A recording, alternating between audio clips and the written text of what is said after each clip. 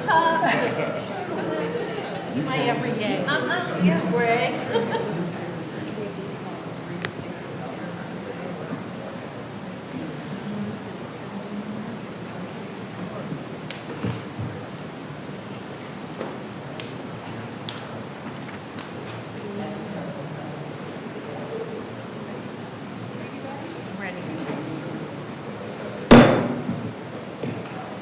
Good afternoon. I apologize for being late.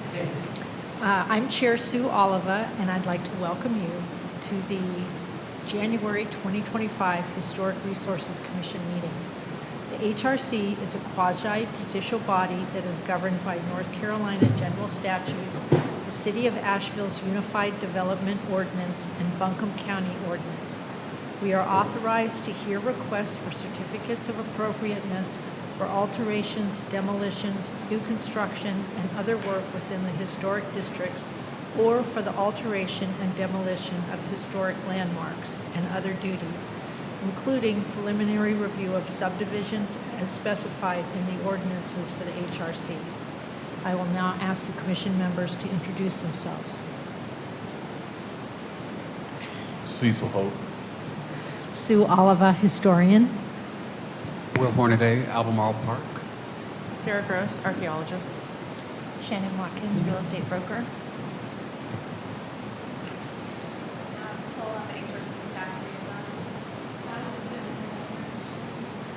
Janice Ashley, legal liaison to the HRC. Thank you. We will now consider the minutes from the November 2024 meeting of the HRC. The minutes include findings of fact and conclusions of law. Are there any corrections? If there's no corrections, I'd like to make a motion to approve the November 2024 minutes and findings of facts. Second. All in favor? Aye. Any opposed? Thank you.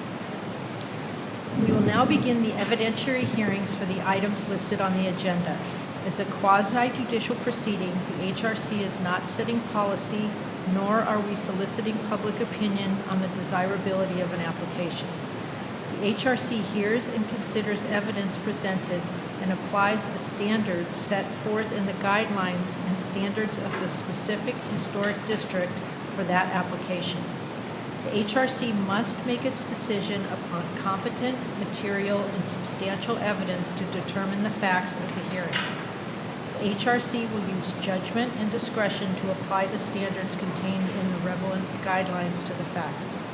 The commissioners, in voting for an item, will not have a fixed opinion not susceptible to change, have a conflict of interest, have engaged in ex parte communication regarding the application.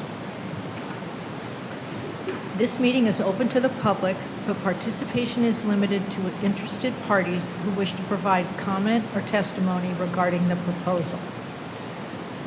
So as we move to hear our first public item, I'd like for everyone who's going to speak to please come forward and raise your right hand. If you think you might speak, make sure you swear. No, that's okay. Right there is good. I did. Thank you. Everybody get okay. Do you solemnly swear or affirm that the information you present during the hearing for a certificate of appropriateness or preliminary subdivision approval before the Historic Resources Commission shall be the truth, the whole truth, and nothing but the truth? Thank you.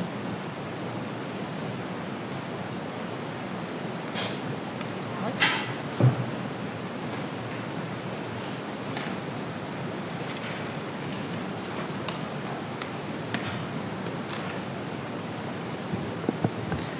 Thank you, Chair Oliva, members of the Commission, and Happy New Year to everyone. Our first item on our agenda today is 183 Pearson Drive. This property is located in the Montford Historic District, and the application is for a new addition on the rear elevation. So just to orient you, the top left is the site map and a photo of the front elevation on the right. photos of the other elevations that will be impacted by the work being proposed. Existing and proposed site plans, we can pull these up in the plan set if it's easier, if you want to look at anything zoomed in. I just squeezed them into one slide so you could compare and contrast. But as you can see, there's, going back to the photos, there's a deck on the rear elevation. And so the proposal involves removing that deck and constructing the addition on the rear with a screen porch coming off of it. And then there will also be, if you look down at the southern side of the house, or the side elevation, excuse me, there'll be a little entryway into the new addition that's coming off the side corner of the house, which will be easier to see when I show you the elevations and renderings. Floor plans, this is just showing the basement and the first floor. Existing and proposed side elevations. There will be, if you're looking at, I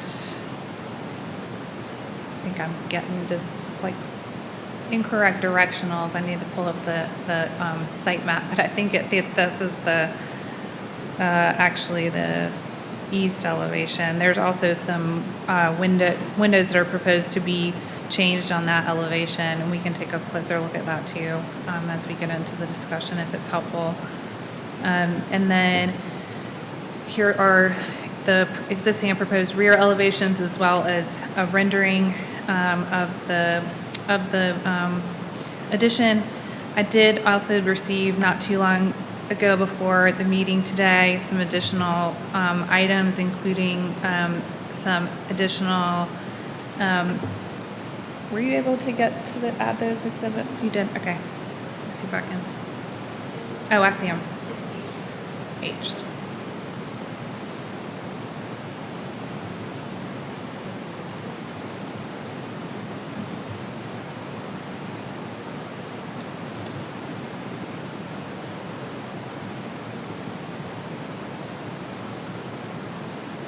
So there's the renderings. That was one of the items I requested, was a rendering showing what the entryway into the new addition would look like if you were standing kind of in the driveway of the property. Because before, if you're looking like at the oblique, like looking at the side elevation, you can't see that doorway. So I wanted to make sure we had that rendering. So that's what you're seeing on the right-hand side.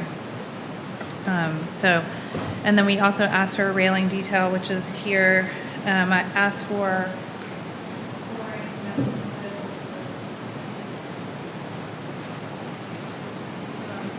This is, I think it's just a composite wood material that we have not reviewed before, so I asked them to bring a physical sample for you all.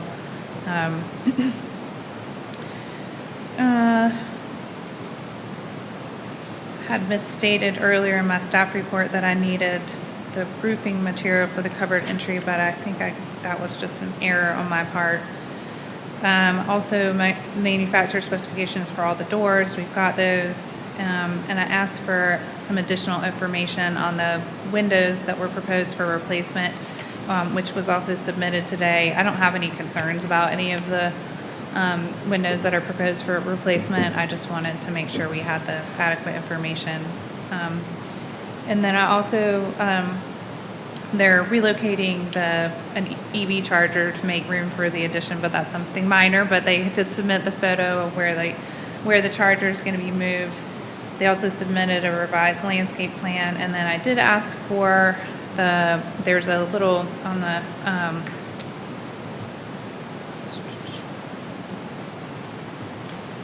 it's going to be impossible to see without zooming in, but on the proposed site plan, you'll see underneath the screen deck, there's going to be, or screen porch, there's going to be a little patio, a gravel patio area. And we asked for the exact material for the steps, and then on the plans it's identified that the edging will be wood, but the standards require that gravel areas be edged with metal or brick. I think we've also seen stone, but wood is not something that the commission has approved before based on what the standards say. That's under the deck, the screened-in porch? Yeah. Yeah, so when if you're looking at the perspective rendering in this image, the steps will go down from this side of it, and it'll just be a couple of steps. It's not a big stairway at all. And that's all I have on this project. I'm not noting any concerns. It is inset from the rear building corner, even though it comes kind of out on that side, because there's the bay window helps shield it, and all you'll really see will be a portion of the stairway. So I'm not. Any questions for Alex? What is the fence? Fence. Is the chain link fence going away? And the wooden fence said it was moving. I didn't quite understand Let's see.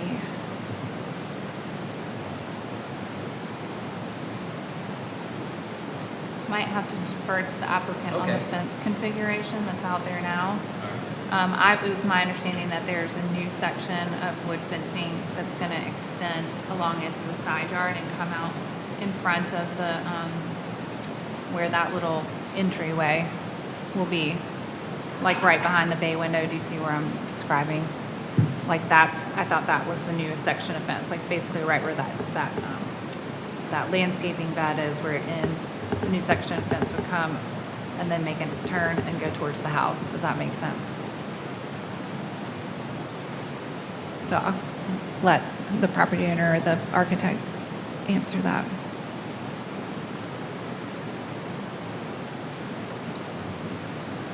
Any other questions for Alex? Okay, all right, thanks.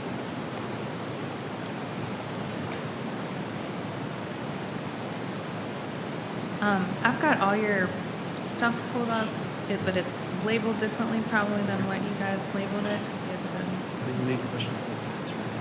yeah, if you want to speak to that, Sure. go for it. If you, I've got everything in there, but if you need to go back to a presentation or anything, or you need me to find it. Hi, I'm Kevin Halmy. Thanks for having us here. Regarding the fence, there's a chain link fence that runs the entire east side of the yard. And when we put the wood fence up a couple years ago, my neighbor asked to keep the chain link fence running along the entirety of the yard. So actually, the wood fence and the chain link fence are concurrent with each other. My guess is that she wouldn't want to take out any of the chain link fence if we moved the wood fence forward. And so we would just build onto the wood It's fence. not the fence coming to the street, so that's staying. That's what you're talking about. Correct. The chain link fence actually starts at the street and runs. Curves at the house. Wait. Go No, ahead. it just runs straight along the side of the, between the two lots, between my lot and my neighbor's lot. And I asked her about removing that when we built the fence a few years ago, and she requested that we leave it. She just said, good fences make good neighbors. If you could leave it, that would be great. So we left it and just built the wood fence right up against it, per her request. And so I don't see the chain link fence being moved. We would just extend the existing wood fence up to where it captures the new kind of what I would call the backyard. If that makes sense. Okay. Do we have any questions for the applicant besides the fence?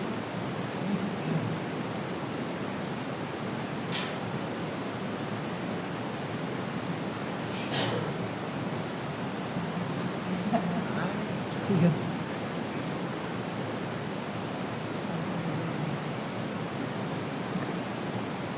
Good. Great. Thank you. Thanks so much. I appreciate it. Thank you. I'll open the floor for public comment. Do we have any public comment? I'll close the floor for public comment.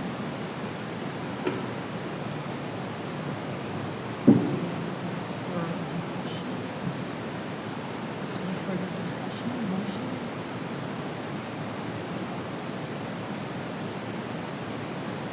I don't have any further things.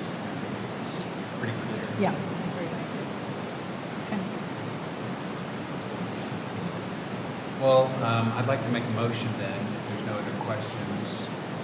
I Chair, based upon the evidence presented to this commission, including Exhibit A, application, 2 pages, Exhibit B, project description, Exhibit C, site plans, Exhibit D, floor plans, elevation drawings, and window/door schedule, 6 pages, Exhibit E, manufacturer specification, 39 pages, Exhibit F, photographs, 8 pages, Exhibit G, revised elevation drawings, 2 pages, received January 8th, 2025.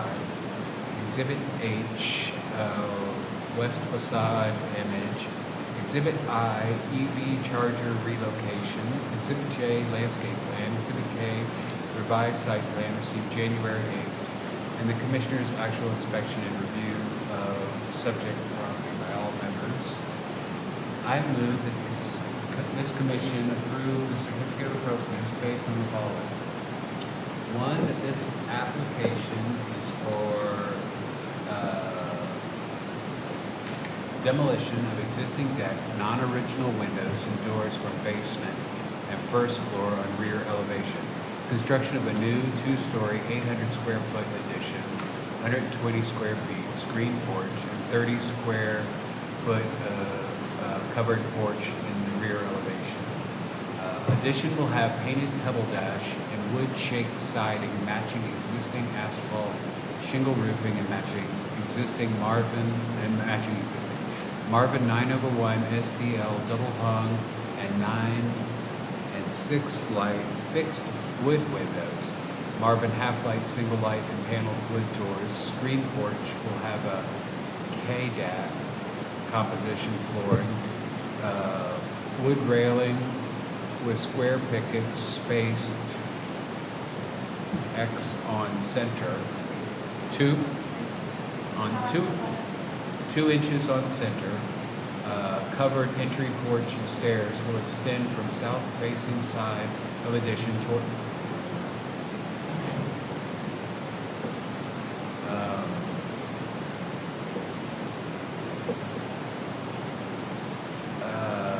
remove square painted. Was that where it was?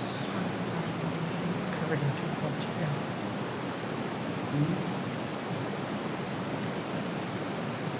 Sorry.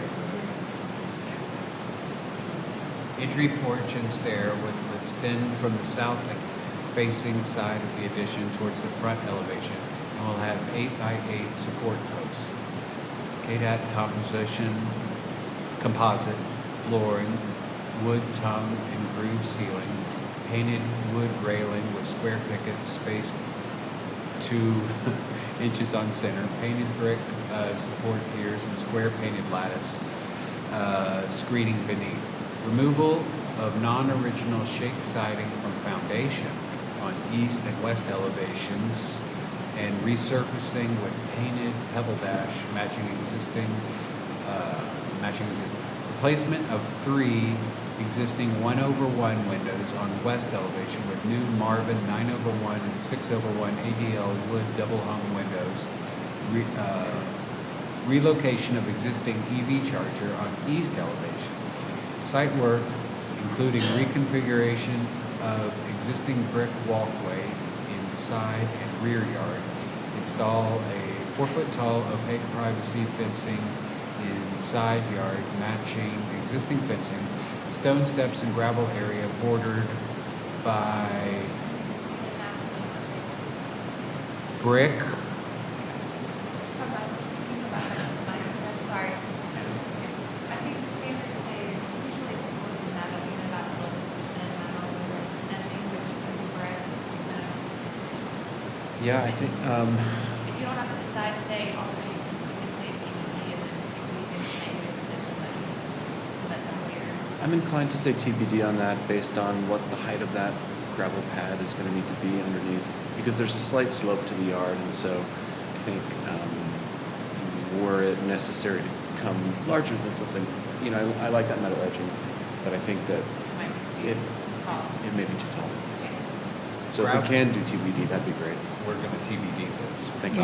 Gravel area bordered by a yet to be determined edging to be approved by staff beneath new covered porch. All work will be completed in accordance with approved, thank you, sorry. No, you don't have to stand up there. Thank you, though. Approved and attached drawings and plans. All permits, variances, or approvals as required by law must be obtained before work may commence. 2, that the standards for additions on pages 88 and 89, porches, entrances, and balconies on pages 72, 73, lighting on pages 42, 43, windows and doors on pages 85, 84, 85, materials, masonry, and stucco on pages 64, 65, walkways, driveways, and off-street parking, pages 50, 51, fences and walls on pages 36, 37, landscaping and trees, pages 40, 41, utilities and mechanical systems on pages 82, 83, in the Montfort Historical District Design Review Standards adopted April 14, 2010, and amended December 11, 2019, were used to evaluate this request. This application does meet the design standards for the following reasons. Addition is cited inconspicuously on the rear elevation where character-defining features are not damaged, destroyed, or obscured. B, addition is inset from rear building corners to differentiate and reduce public visibility. C, addition is designed to be compatible with the existing building in height, massing, roof form, and pitch. D, scale and size of the addition are limited to reduce the visual impact of the historic on the historic building, and it does not overpower the site or substantially alter the site's proportion of built area to green space. E, windows in the addition are similar to those on the existing building in their proportion, spacing, and materials. F, exterior surfaces, siding, and details are compatible with the existing building in material, texture, color, and character. G, new porches and entrances on the side and rear elevation and are compatible with the existing structure in terms of roof form, scale, details, material, and color. H, windows being replaced are not original to the structure. New window units will be wood and compatible with the openings and historic character of the building. I, new walkways will be brick and will be compatible with the site and district in terms of dimension, configuration, materials, color, and texture. J, new section of fencing will be wood and sided in a location that is compatible with the traditional relationship of fences to historic properties in the district. Number 4, that the addition and improvement proposed in the application before us for a certificate of appropriateness are congruous with a special historic character of the Montfort Historic District. Second. All in favor? Aye. Any opposed? Okay, motion carries. Thank you. Based upon the foregoing findings and the reasons set forth therein, I move that a certificate of appropriateness be issued with the following conditions. Edging material for gravel area will be submitted to staff for review and approval. Second. All in favor? Aye. Any opposed? No. Okay, thank you.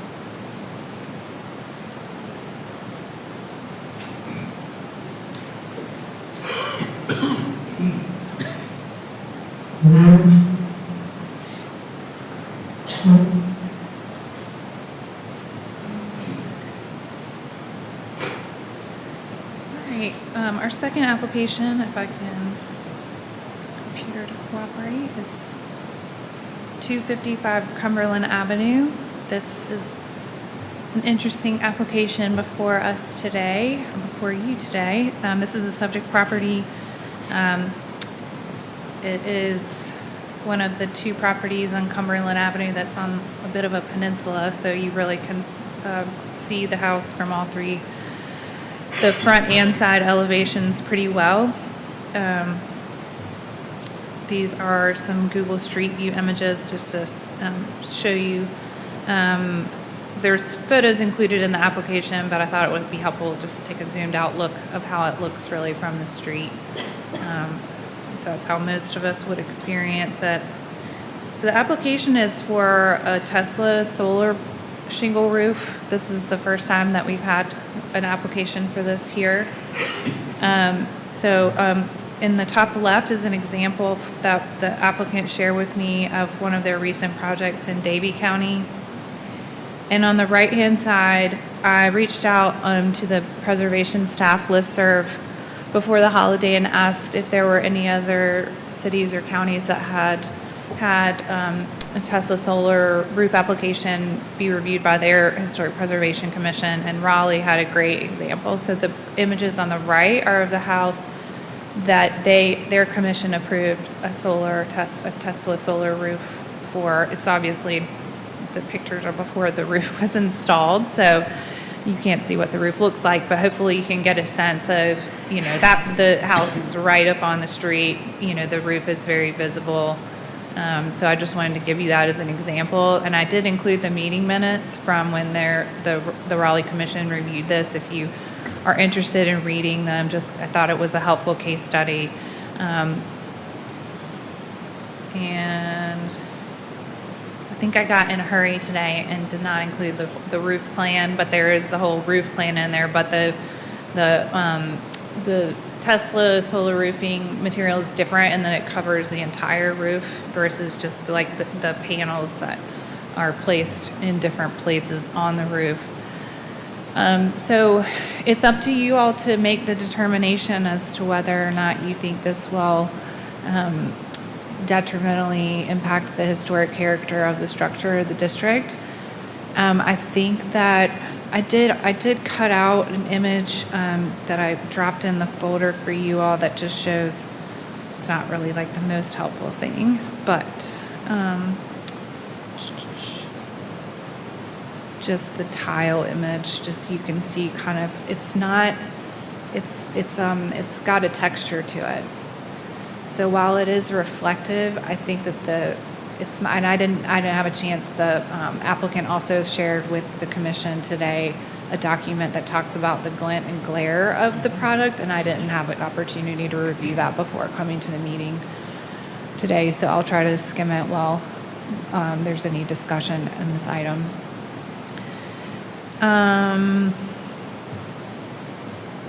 I tend to think that because it's a more uniform product and it looks more like shingles, it would have less of an impact than panels on a front, street facing portion of roof. It just kind of, and the other thing about the panels too is that they're raised off of the roof surface, whereas these are slightly raised, but I think you won't even notice it probably from the street.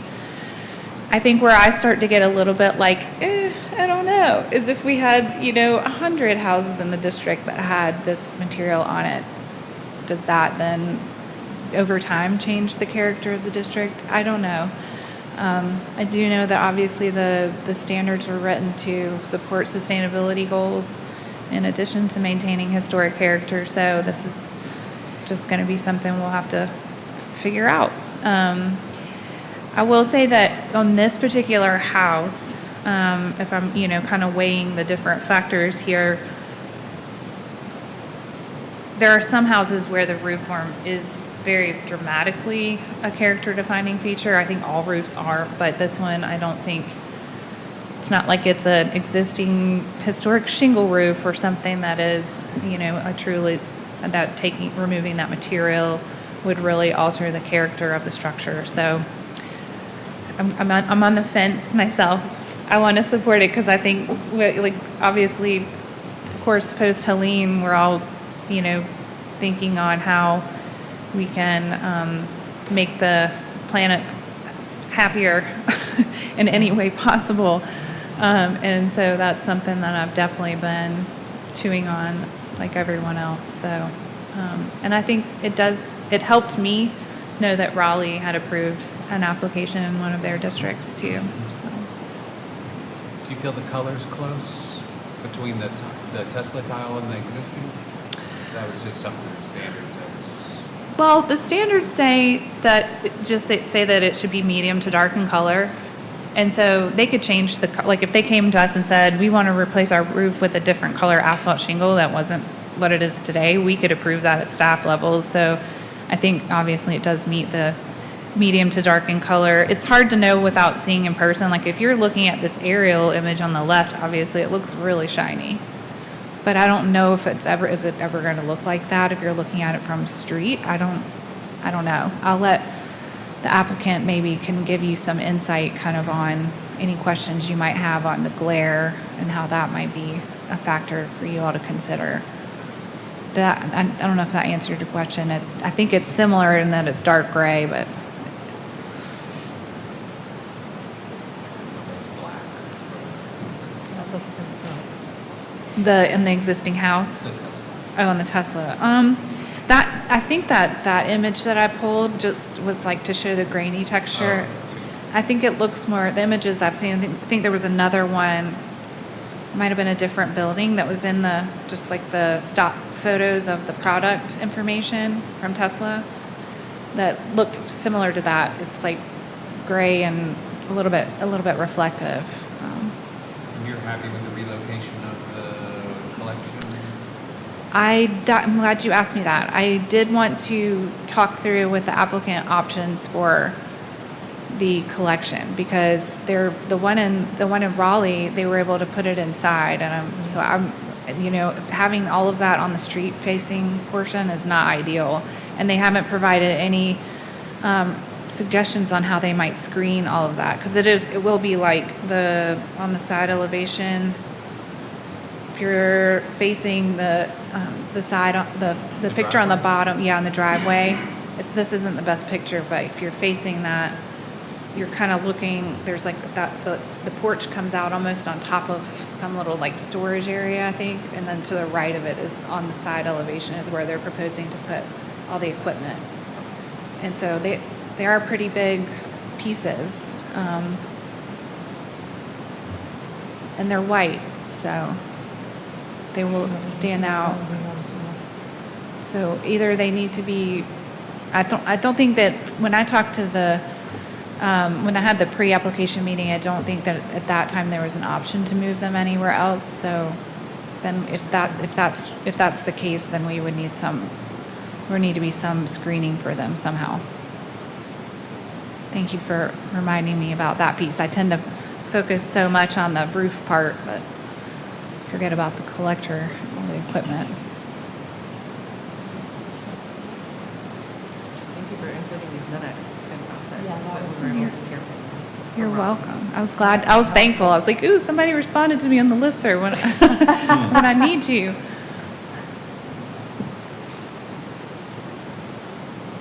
Any other questions for me? Okay, all right, thank you. Okay, come on up. So I obviously have my slide deck here, but then all the documents that you guys submitted are also in this folder. They're just labeled different things. So if you need me to find anything for you, let me know, or if you want to tell me now if there's an image or something that you want me to. This is those photographs. Yeah. That's what's in there. Yeah, those are the photos. Okay,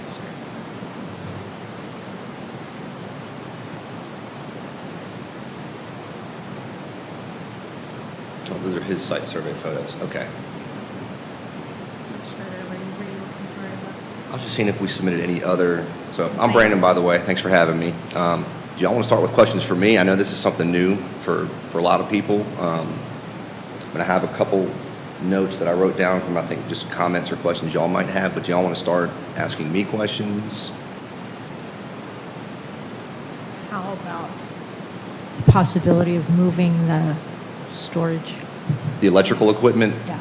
So typically, just from an electrical and logistical standpoint, the battery and the gateway is essentially the brains of the system. It's what connects the tiles on the roof to the battery, to the app on your phone. That all has to be within a certain proximity of the Duke meter. So in this case, so here's our Duke meter. So 9 out of 10 times, the battery and that gateway device is going to go somewhere near that meter. I mean, ideally, right next to the meter. Sometimes, depending on just different variables, like just the house structure, what other electrical stuff they have going on, we can sometimes put the batteries in a utility closet or in a basement. It just depends. I know, in speaking with you, we haven't quite gotten that far yet. Our electrician is still going over all the potential options. Again, the most ideal is outside external wall next to the meter. But of course, in talking with y'all and just, talking with the homeowner, is there a possibility that we can put it in a basement or maybe around the corner where it's a little more out of sight? We're still putting those information. The battery, Whatever's going outside. Yeah, all the stuff. so, What else? You said the back. So- I'm trying to see what all we submitted to you. Go back to the 255 from the- Yep, there we go. And then go to application plans, that's probably there. Yeah. This is where all the specs. Okay, I don't know if we submitted We did, an example of like an actual install. I don't know, I don't think there was an example of an install, but I think. No, there's a diagram of the power wall, is that what it's called? Correct, so the power wall, the battery is the Powerwall 3, and that's, yay size. That typically goes by the meter. There's a gateway device, that's maybe a third of that, it's about the size of a breaker panel, so that's about yay size next to the meter. And then every county in North Carolina requires a disconnect switch, which is a small rectangular box with just a kill switch. So typically, most ideal scenarios, and this is a pretty simple installation, it's just one battery. It would be disconnect switch, gateway, battery, meters, all in a line with each other on one of those external walls typically. But in some instances, maybe the battery and the gateway go in a basement or go in a utility closet. The disconnect lever, that has to, in every county, that has to go, I think, within 3 feet of the meter. So there's no, negotiation there, according to the National Electric Code. So, So are Is you that- from Tesla or? no, I'm with Renew Energy Solutions. So Okay. we're a local installer. We're headquartered in Charlotte. We have an office out here in Arden, though. We've been in business for 15 years, and we have a unique relationship with Tesla. So, yeah. So you're proposing all three go on that concrete slab, what appears to be a concrete slab, next to the meter and cable? And And,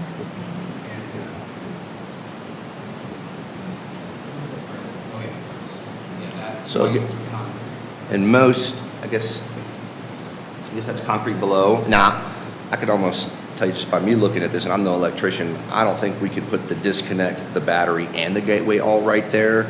So I'm sure our electrician, his name's Daniel, is already, looking at options. And I believe he's just a couple days out from like having, okay, this is option A for us, this is option B, this is option C, if there is an option C. And so, in my mind, I'm thinking the disconnect switch, goes on that concrete slab next to the meter, possibly the battery and gateway on that other wall that kind of juts in a little bit to the right. Maybe we do have space inside that basement to, place those. I'm not sure those answers today. I think I'd personally like to wait and see option A, B, and C, like some visual representation of what those Yeah. are gonna look like, since this is, it's so clear, the view from the street. Scale. Yeah. I think it's really hard to say based on not having those clear options. I'll make options examples. Yeah, and also That's the- screening ways so that you don't have some new cool technology on the old historic Like if it neighborhood. could go in the basement, then screening wouldn't be necessary. Right. If all of it can go in the basement, but I think that the visual impact of this Yep. stuff is super important here. Okay, of course. Is there a trunk line? Where did the No, so wires go? So that's a great question. So just in general, we take a lot of pride in how we install these. These are one-of-a-kind projects, but traditional panel systems, your traditional panels that are flush mounted on top of a roof, when we can, run all of our conduit internally through the attic, if and when there's attic space. Now, this Tesla solar roof product, it has to be done internally. So there is 0 to 2% conduit on the outside. The only conduit there might be would be near or around where we connect that disconnect switch to the meter. Does that make sense? So, Yeah, so from here to here, there might be a 6-inch piece of conduit. It But can't be obstructed or behind the barrier at all. Like, at all. correct. So there's no screening for that. No, I mean, the disconnect has to be accessible to police, fire, public. That's just a, you know, if another Armageddon event is happening, how do we disconnect this system? Boom, we just hit that lever. And is the owner here today? I do not believe so. Shane? No. As a real estate broker, I just wanted to mention that a lot of solar companies talk owners into getting solar systems, and it's not, maybe not necessarily the case with this, but they'll tell them that it'll increase their property value significantly, and from a real estate perspective, that's not true. It's just considered to be an amenity of the home, like granite countertops adding a little bit of slight bit of value, so I would love for the owner to know that it may not increase his property value, and it probably will not. Because I understand these systems can be, I'm sure they can be very expensive. So I think we're also asking maybe to come back after you talk to Daniel Mm-hmm. and with some dot lines on what's going where, or what you're proposing. Of course. Yes. Of course. But I can look at I might be able to let you keep one. it. We'll be fighting over that, so. But electrical equipment, that's all understandable, and I thought we would have had a plan set by now. I know when we were communicating with you, they were like, we're a day or two, like, this meeting has been scheduled, so we can't change today's date, but I'm sure when I get back tomorrow, and I'll, hey, Daniel, I need that plan, and I need those Yeah, that'd options. be So great. that's easy. I did have a note that I made about the glare or the glint of these, because I know that was brought up. That first photo that we looked at, that we submitted, it's probably one of the not so great photos. We use that in our marketing because it's a great photo. It's a drone shot, so it's in the air, I think at 2 or 3 p.m. in the afternoon, so it's at a very specific angle in the sky at a very specific time of day where the light is shining on these tiles. These tiles are purposely very minimally glaring or have glint. That document you're referring to, the sheen is very minimal. I have the first page of this document that just describes, modern solar panels and traditional, typical like just glass pane windows. They reflect light, very smoothly in a specular manner, so it's a very concentrated reflection, if you will. These tiles are rough, by nature purposely to scatter or diffuse the light, so that received light is nowhere near as much as a mirror or one of these windows, if that makes sense, or a traditional solar panel at that. So you should have that document to provide it. Okay. I shared it with them, I just didn't have a chance to read it. Okay. And the coverage that you had shown is just, it's not like this, the sample from the brochure. It's more of a 2 feet stair step along the edges of the roof line. It's not that it needs smooth. Yeah, I mean, it's engineered to mimic the look of a shingle or slate roof, where it's, Saying where the original roofing material is going to be exposed along the ridges. you tear off the existing shingle, metal, or whatever. I'm sorry, these tiles go on top of the decking, so this is a There roof. no old roof. This is all new roof. This is a roof. Like, this is a roofing product first and foremost. That's why he reached out. So this is as premium, as durable, as beautiful as a roof you can get. The fact that it happens to produce energy and have active tiles, that's just like the icing on the cake. So this is a roofing product. So all the, existing structures and gables, it doesn't change any of that. It's just a newer, and I kind of describe it as like a slightly techie, elegant slate roof look, if you will. Slate, shingle, it has this similar look, just elevated, in my humble opinion. Does that answer your question? I'm sorry. Yeah, I had assumed that just the blue squares that we saw were, So- and that you were lacing in. Those are the active tiles, and maybe we didn't do a good enough job of describing that in our submission. So the entire roof, It's going to be those tiles, but not all of them. correct, and I don't want Not to, all are plugged in. correct. Okay. The vast majority of the tiles are inactive or filler tiles, just trim pieces. Just in the most opportune areas of the roof that gets the most sun, that's where we have these active tiles. Those are the ones that produce energy. Hopefully that, And are they exactly the same, just some are on and some are? correct, correct. That's why when I submit the electrical stuff, I can submit some other photos as well. I have, different houses from different angles. And that one photo we submitted, it's in the sky, like, oh, it looks pretty shiny. And that photo, it does. From the ground level and from different angles, especially the fact that he is elevated, it's a much more matte look to the naked eye. So it's not some obnoxious, like, what is that? Is that a lighthouse? It's not the case. And is the technology, if you just had a regular solar panel compared to the same size as your tiles, is it equal energy? It is. It's comparable. So, I mean, traditional panels by nature are larger. So one panel versus one tile, the panel's No, I going to... understand, I meant square footage, when I said if they were the same size, they were about the same. No, the tile's smaller. Traditional panels call it 5 by 3 feet, 5 feet by 3 feet. These are 2 feet by 8 inches. So these tiles are much smaller, so you can strategically place them on more roof planes than you could a traditional panel because they're larger. Does that answer? Well, that's good. Sorry. Okay. So I think we need you to make a motion to continue your application. Okay.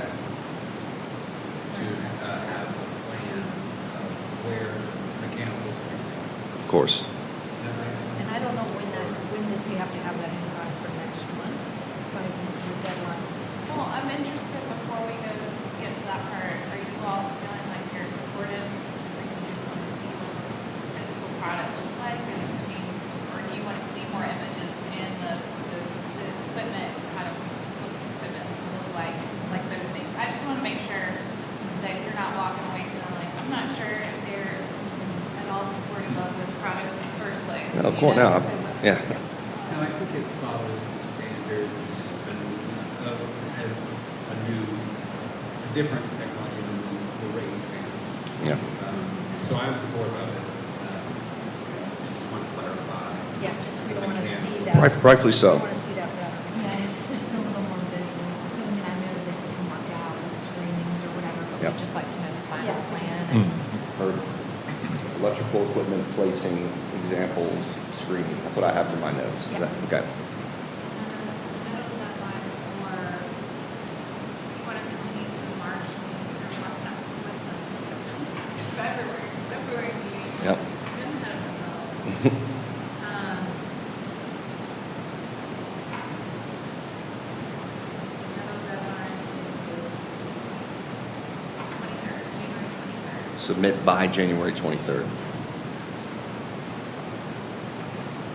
And then the meeting date for February is Wednesday, February 12th.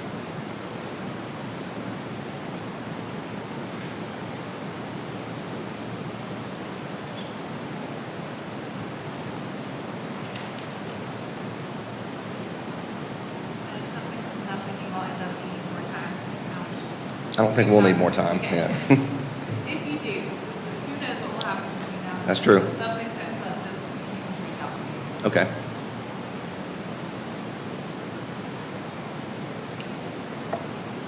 So you have to actually say that you'd like to continue to the, February. Motion to continue to the February 12th meeting. Approved. Yeah. Thank you. thank you. Thank for you. walking us through this. Of course.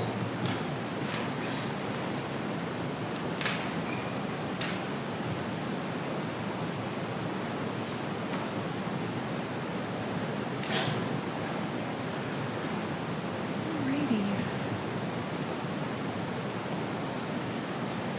And our last public hearing item is for 35 Hendersonville Road. This is for our first redevelopment project, major work project in Biltmore Village. This is for the McDonald's site, which here's the site map. I'm sure you all are familiar. It's bordered by McDowell Street to the west and Hendersonville Road to the east, and then Lodge Street on the south end of the parcel. The photo on the right is a photo of the existing building. They did include photos that were a small set of photos that were clear. You can clearly see, obviously, the damage to the structure, but I wanted to include some different photos that I pulled just so you could kind of clearly see, a little bit more clearly see the difference between the structure that's there and what is being proposed to you now. The structure that's there now was built in 2000 and might have been finished in 2001. I think I dropped it in the folder, but I didn't put it in my slide deck. I did go through our old folder, our old project files for this site, and there is a picture from the Citizen Times in there that I dropped in of the previous structure that was opened in 1971, which probably looks like a lot of the McDonald's structures that we remember from kids, or I do from childhood. So just some more photos of the existing structure at a happier time. This structure that is there was designed by Robert Griffin, if you know him. It was seemingly a pretty big deal when this new building opened and replaced the older one. There was a grand opening with the Chamber of Commerce. There was the Biltmore Estate provided wine. There were carriage tours, and it was a big to-do. Of course, it sits right at the entry of the estate, so I imagine it was at the time pretty important to have a design that not only reflected the character of the village, but also more or less was a pleasing gateway as people entered into the village. This is the site plan on the left is, I think the last site plan that was approved for this was 2012, and it was for, I think, our file was kind of a mess from that point on, but I believe there was some new signage related, and there was a new drive-through window, I think, put in at that time, so there was kind of a few things that were attached to that. And then the site plan on the right is the proposed site plan. They're not dissimilar, but they do have some differences that I'll walk you through.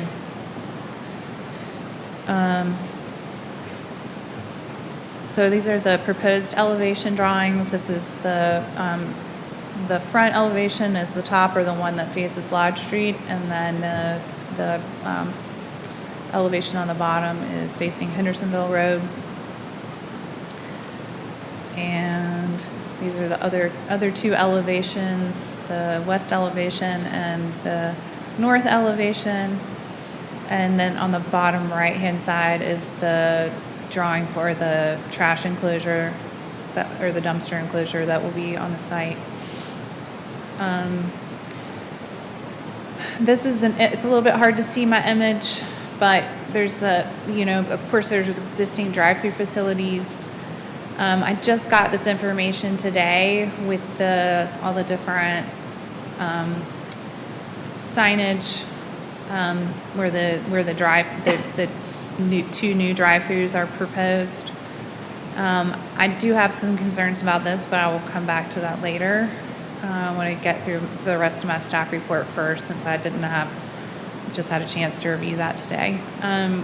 Again, this is the proposed site plan, so you can see where the drive-through goes around in the same location on the back side of the building. It's my understanding from our development services, not our development services staff anymore, but some of our planning staff who work in level 1 plan review, that they can't have two drive-throughs, but they haven't submitted for their level 1 review yet, so that remains to be seen whether there will be more than one. And if you can, as you can see, it's hard to see on this, but if you open up the site plan in your folder, you can scroll in and see where those signs that were just in the previous slide are being proposed, but there's basically the kind of directional sign on the one end, and then there'll be two of the preliminary menu boards, and then two main menu boards with the ordering stands. So, and we can come back to that in a minute. This is the landscaping plan. I will also come back to this too. I didn't have a fully fleshed out landscape plan when I drafted my staff report. I do have some things I wanted to note to you all about the site plan, or the landscape plan rather. So interestingly, if you read the standards, so in Biltmore Village, of course, we've got to consider the design standard books themselves, and then there's the development plan, or I think more accurately should be called the redevelopment plan. If you look at the first several bullet points in my staff report, the development plan basically indicates that the site should be built out more in more of an urban space. So it indicates 2 to 3.5 story buildings, shallow 10-foot setbacks, pedestrian, interesting facades. So I was curious to know how this came to be approved back in 2000, since the standards were the same then.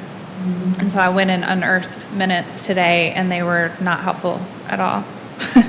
So that was unfortunate, but I'm assuming that they were at the commission at the time was on board with supporting the application, given that they were replacing an existing building.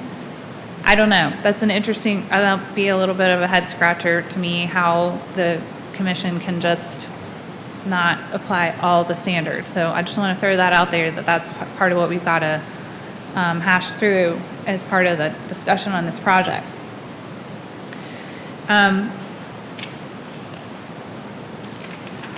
They also indicate that the, let's see,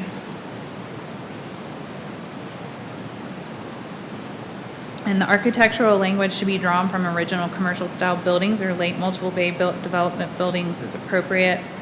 And the standards indicated that with the other earlier commercial building that's in this sub area of the village, or really the buildings across the street where Andaz is. So it's kind of interesting. Kind of presents a little bit of a quagmire to me. But then moving on to number 4, my staff report says, maintain the traditional design vocabulary used for defining building entrances, which consists of porches raised above grade. While this design incorporates a porch-like feature, the overall design is not consistent with the design vocabulary found in the district. In my opinion, when you're designing a porch, like what's on the corner of the structure, the bigger porch feature would be where the entryway would be normally. Like the vocabulary is just kind of off. Like so they've got a main entry on that side, but it's over there tucked under that little dormer, which seems like flip-flop to me. There should be a doorway within a porch to me versus way off to the side. So that was one thing I just noted. I also noted that that number 5 is what I was talking about before, that new buildings should appear similar in mass and scale to historic structures in the sub area, where new building facades will be wider than those found traditionally. Subdivide the surface into portions smaller in scale to historic facades by varying setbacks, roof forms, and materials. And I think this has a little bit of that, but it is pretty long, and it's not really speaking to, I think it could speak better to the architectural style in the district. If you're pulling from a cottage especially, then it needs to speak more to the cottage style structures. Then it says, there's another thing that's confusing. It says use roof forms that match those used historically in the sub area. And in this sub area has the flatter parapet roofs of the commercial buildings across the street. So that doesn't help us there, but that's just something I wanted to point out. I think that I would be supportive if it's going to pull from at least the cottage style structures in the district. I think supportive of that, but I think it needs to be more in keeping with the style and the spirit of Biltmore Village, because right now it feels very flat in its architecture and not really, it's not consistent to me in terms of the fenestration or the entryway placement and those types of features that are present throughout the cottage structure part of the district. I talked through that with them, the rest of the items, which are, I think, more in the grand scheme of things, kind of minor things that they need to tweak or have tweaked. They sent me some stuff late yesterday and early today that I really had not had a chance to fully sift through, but I did include that whole revised plan set, and these are the revised plans that we're looking at here. But I noted to them that I thought that the brick material should be more consistent with brick material in the district in terms of the color and appearance. And these are things I promised them that I would help them try to pull out some examples, of other projects where we've approved brick. They also said they would change the texture of the stucco, was going to be a smooth stucco board product, and instead I said that the standards indicated that it needs to be rough cast or pebble dash. I also noted that the half timbering feels somewhat applied here and not integrated into the design, and I think that still needs some work. Let's see. Use of window sizes and proportions found in the district is encouraged.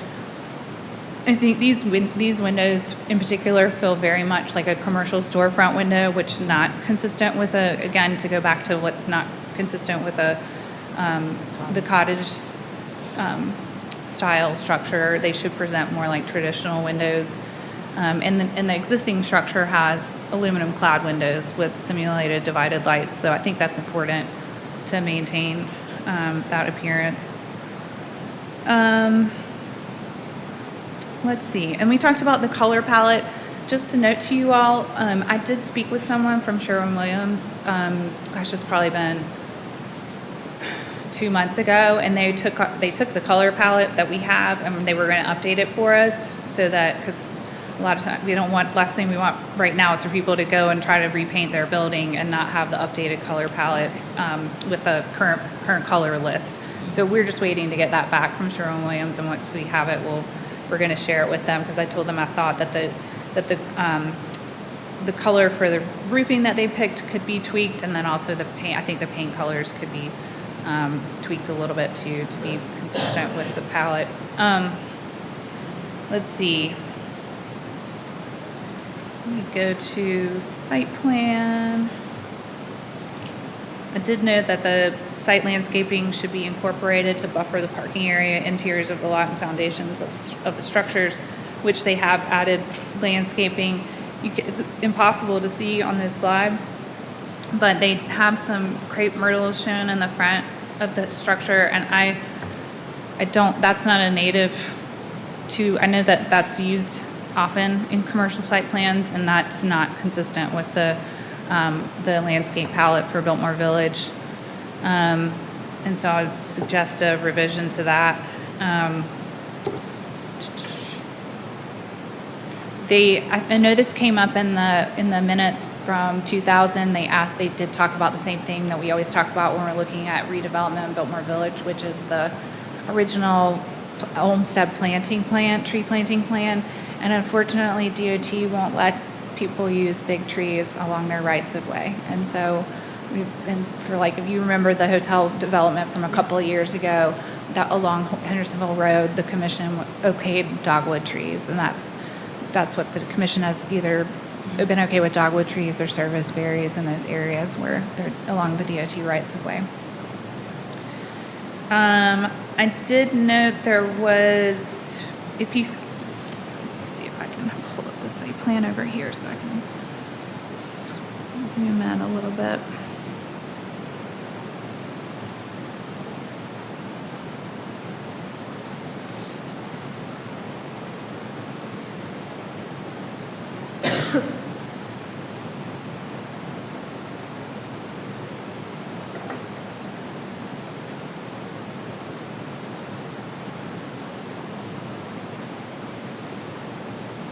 So if you see some other things about the site that will be a little bit different will be there will only be one drive aisle on Lodge Street. Right now there's two.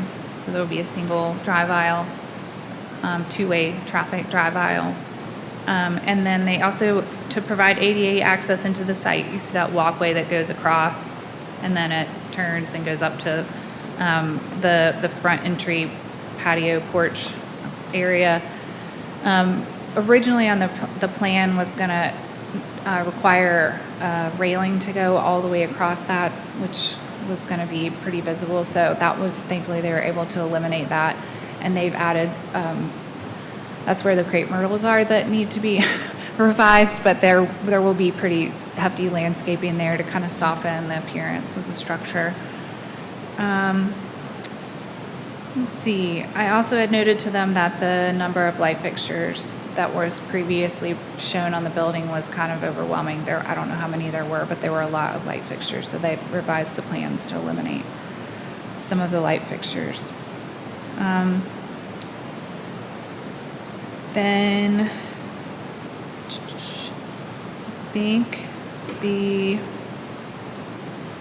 other items that I noted in my staff report that I requested for review, we still need the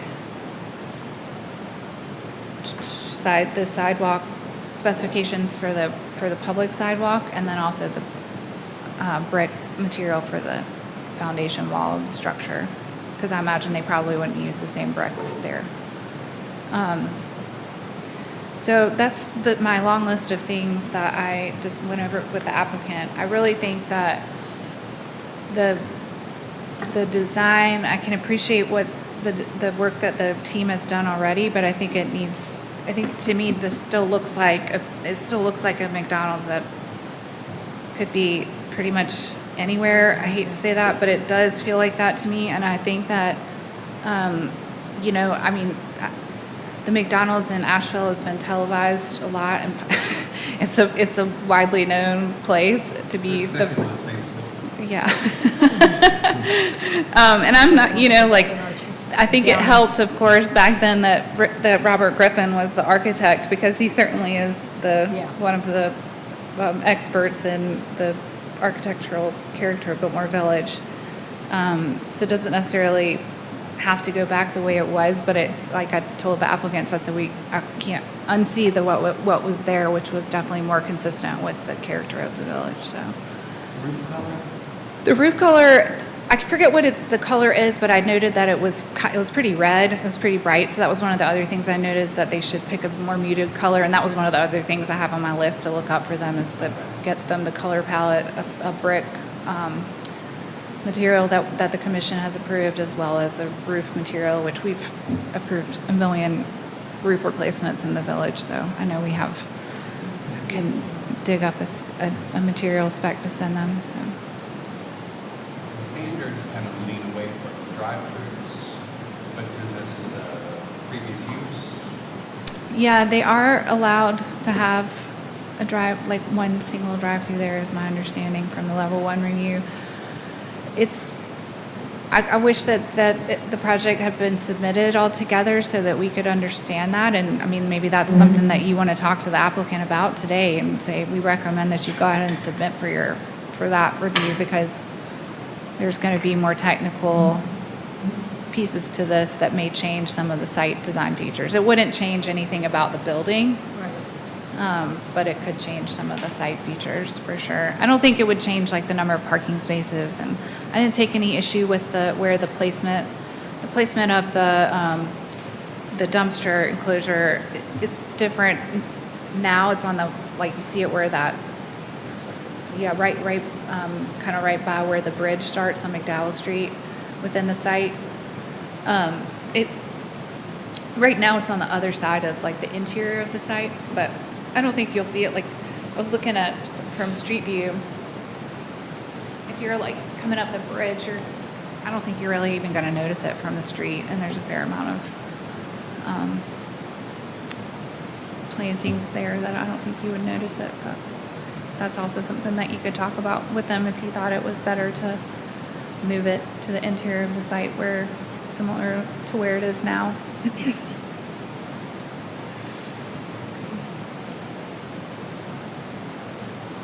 for Alex? Were they able to save the piano from inside? Oh gosh, I'm amazed if the piano's still there. I don't know.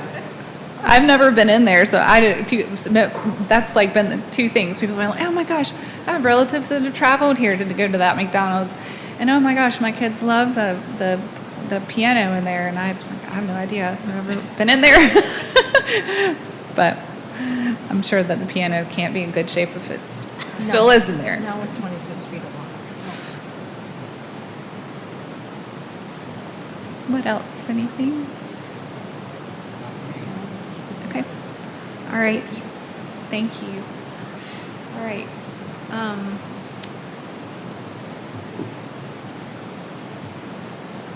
Welcome to come on up, whoever's gonna speak or present or whatever.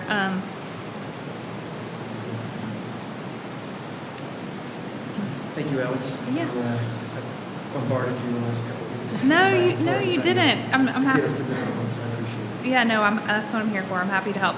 I was just going to tell you that, obviously I don't have everything you submitted in my slide deck, but you can, welcome to use my slide deck, or all your drawings are here. And if you need me, there's obviously a lot of documents in this folder, so if you need me to push something out for you, it's just, I'll try not to push too many buttons. Thank you all for your time today. I know it was a rush to get back in order for January. I'm sorry, can you please speak really well into the microphone? Yes, ma'am. And tell us who you are. My name's Adam McWilliams with Axis Infrastructure. We're responsible for the architecture and engineering for this project. Our goal is to get the McDonald's back open, obviously to benefit McDonald's as well as the community. We brought the McRig truck out soon after the storms and were able to feed people and like to get back open so we can do that again. I also have Daryl Groat with me, McDonald's Corporation. Yeah, I'm Daryl Groat. I'm an area construction manager with McDonald's, and as Adam had mentioned, we really want to get the restaurant back open, rebuilt, conform to the standards that the historical society has, and just get back to be able to serve the public. No, it doesn't matter. If either of you want to say. Yeah, if you're gonna speak, you gotta come on. You always swear you. Oh, we do, okay.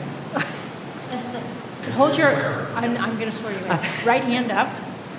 Do you solemnly swear or affirm that the information you present during the hearing is for a certificate of appropriateness or preliminary subdivision approval before the Historic Resources Commission shall be the truth, the whole truth, and nothing but the truth? I do. Thank you. And I'm Mildred Stutz. I am the franchise business partner with Sherman Fan, who is the owner-operator of the Biltmore Village. Okay. So, thank you for having us. We appreciate it. And one thing I'll say... I'm sorry. Oh. It's just because they picked up and transcribed it. So Yeah, words we are need to like hear you. Very good. We're looking forward to coming back to serve Asheville, obviously. One of the things, and I know you mentioned the piano, we've already got one on order, I think. I wanted to clear that up. I know, one of the things that we really want to do in addition to getting our restaurant back open is to help provide more services for the community. I know Evan mentioned we brought the McRig out. We do have a 2-year plan to help the North Carolina Western Mountain area for 50 restaurants that I support up here. And I know this is not the time to share that, but we do really look forward to working with everybody and helping the community and our employees, quite honestly. So, thank you. I'll let you go ahead and ask the questions, and I'll chime in as necessary. All righty. Thank you. Yeah, so I guess I'll just say, questions that you have, feel free to bring forth. And The flatness, the lack of eaves over what was before, where there was a deeper character longer roof defining, line yeah. with some raftering showing, and right now it's a bit flat.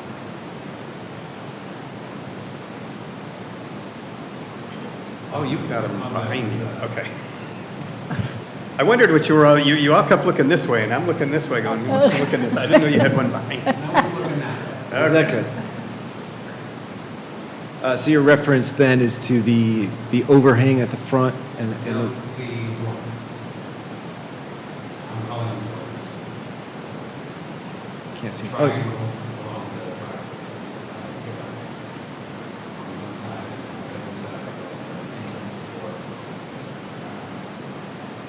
door. I love Alex's idea of flip-flopping the larger dormer, if we want to call it, to over the entrance doors, and moving the smaller one to the corner. I think that definitely highlights the entrance, helps the public, identify where they're going.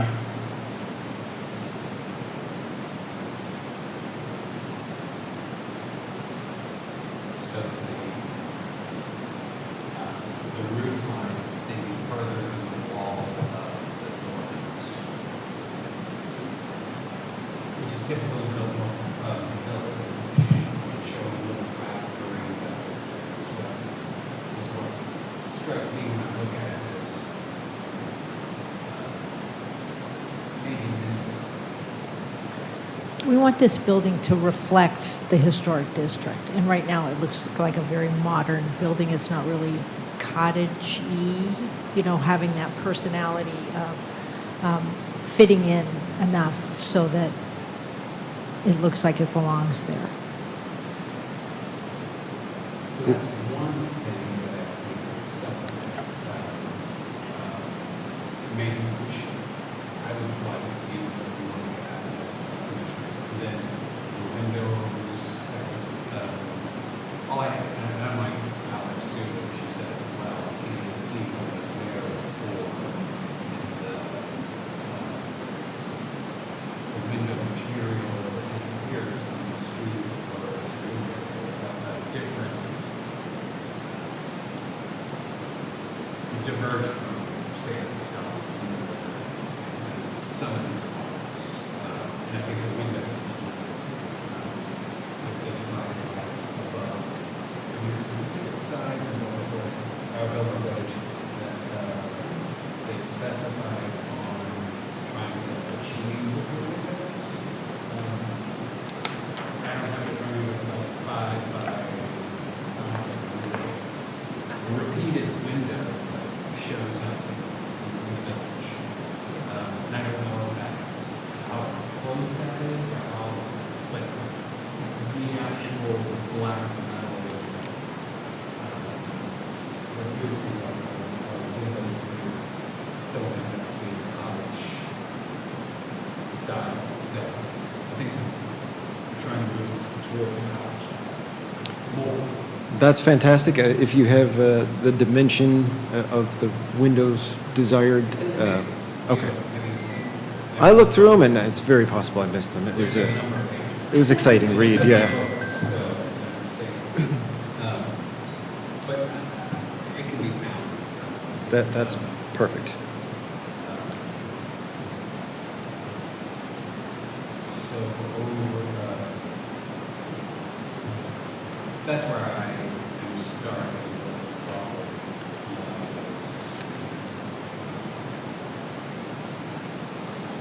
The whole idea of Biltmore Village was that it looks like a European village. So we're sort of going down that visual. That's what we would really like to see, something more cottagey, I think the prior, building? I think leaning more towards the product, because there might be a lynch mob after us, after of the change kind of takes a step, Too big of a step. softens it.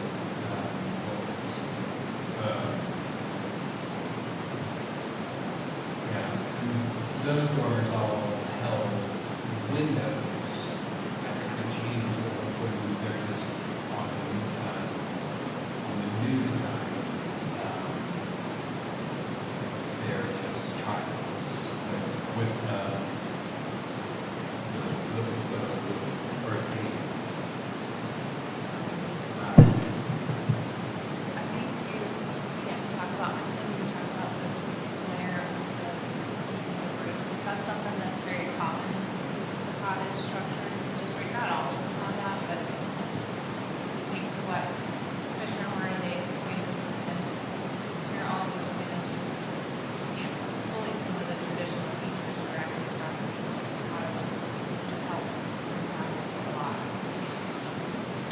Yeah, it did appear to use the flare on a select few dormers, correct? Not all of them.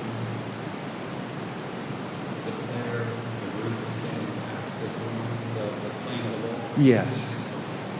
Yeah. I can't figure out how to zoom on this.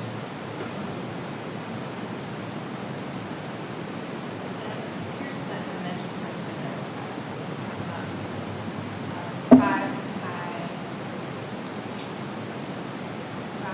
It's 2 feet by 9 inches.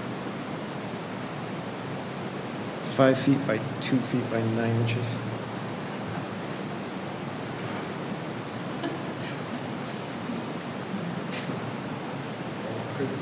Yes.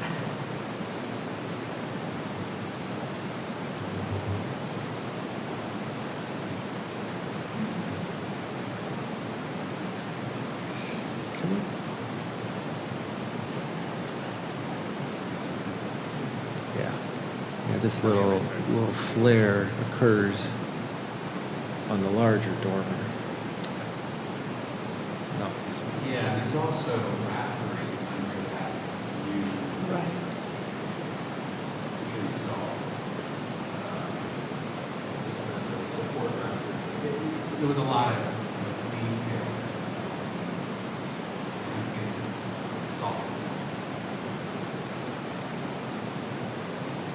And More unless rustic it's- personality. As you get back to those, I assume, as you go through the driveway at the end of the new building, there's brackets around windows that aren't there, and lights. Is that any items going in there, or what? Item. But I'm looking at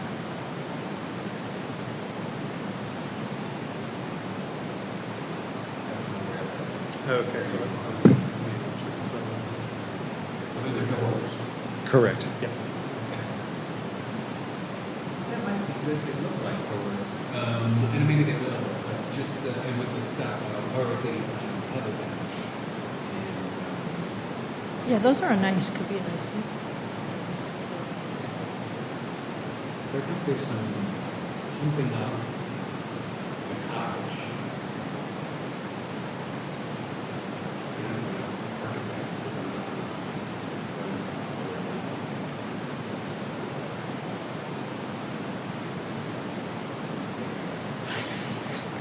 No, just more reflective of the historic nature of the cottage personality of the village, I think is at least the way I would say it. Yeah.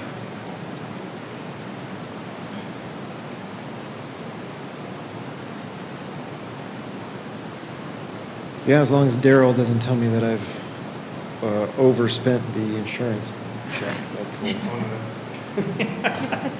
But you got the coolest McDonald's. I mean, come on. This is a beacon.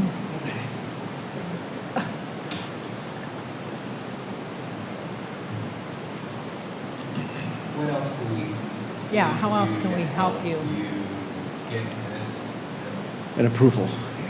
Yeah. setting that aside for now. We didn't really, I didn't go back to put the site features for the drive-through, I think are, those need to be like significantly reduced. Like, that's not what's there now. There's hardly anything there now, like, that's scary. I didn't understand. Yeah, I don't I'm just saying know. that drive-through features possible, I don't know what your requirements are for the drive aisle or whatever in terms of this, that slide that I was on. The menu board? Yeah, there's like the things that The go over preview? the. If you hit this, you'll hit over. Yellow Yeah. and Welcome gray. point gateway. Well, it's a double line, Clear right? inside the word. Yeah. Honestly, it's largely for the customers. If you'll notice, when there's more than one order point, they still all tend to line up at the one unless it's in your face a little bit. So it's really just to help the flow and get the customers where they need to be. But aren't there 2 drive-throughs there now? Yes. And that, there's, these features aren't there now except for the menu board, right? Or 2 menu boards? Correct. You have a menu board and then the separate order speaker. Yeah. And the whole, like signage is not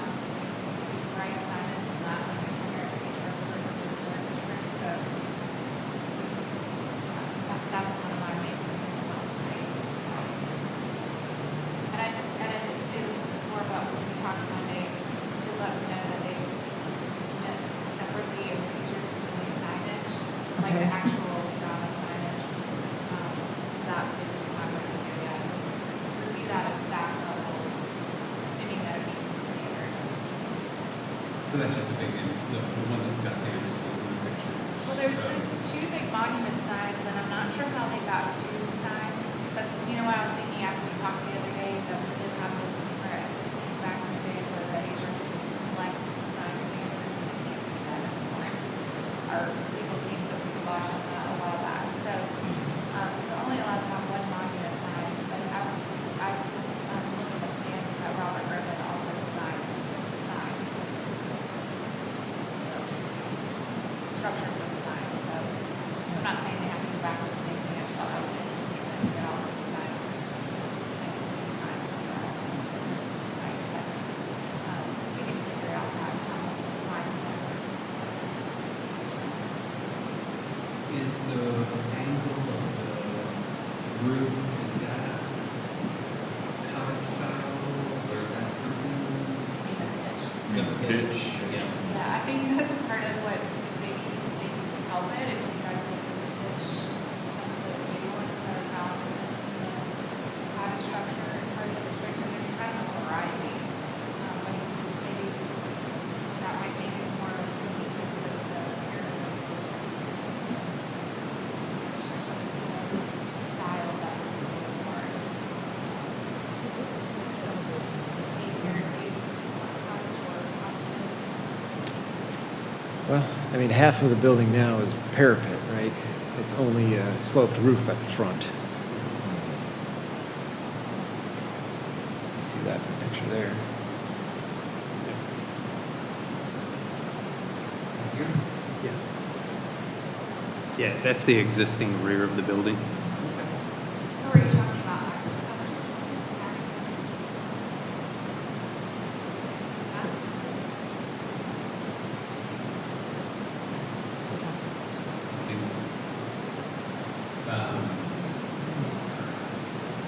So I'm gonna read what I wrote down. And then tell me if there's something else. Sue had, or Chair Alvo had brought up drawing more from the, cottage style of neighboring buildings. European village. So, for the overall shape and windows, perhaps the roof pitch, if that helps achieve that.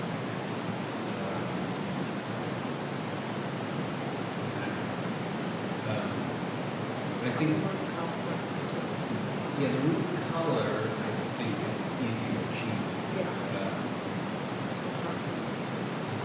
Just how those doors work, do have windowing in the look of the buildings. They're also very tolerances are interesting. I'm sure those are big. Yeah, But, so, they look like. Is the trim, oops. Yeah, I'm trying to see on here, is the trim a M? Is that like a logo part of it? I'm On the dome? pretty certain they snuck that in there. We noticed that the other day. I don't know what you're seeing, but yes, it is symbolic of an M. Yeah, and it's over, yep, all of the dormers. It was just kind of subtly hidden in there. It's pretty good. The golden arch? Right. Yeah. So, maybe they can consider the building and some of the details.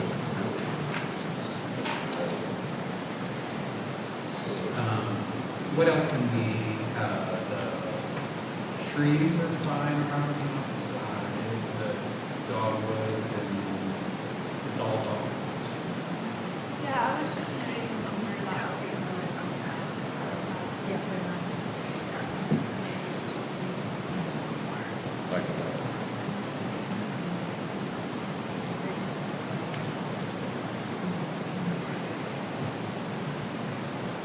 Alex, do you have a spec for the sidewalk brick? We do. Okay. The one that we approved probably 97% of the time.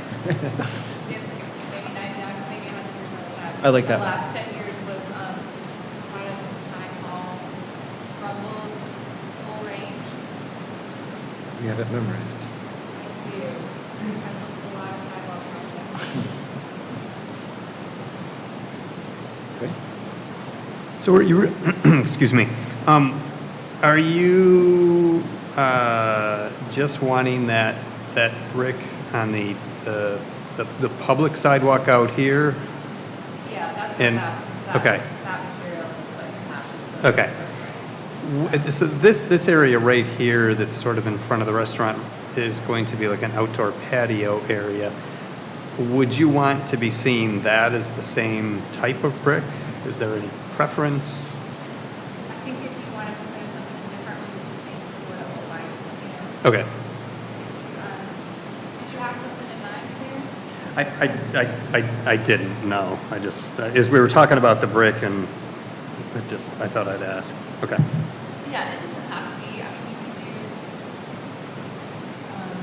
I think you could do it maybe, you could do concrete with a brick border or something. Mhm. I mean, I don't want to like talk texture or plans.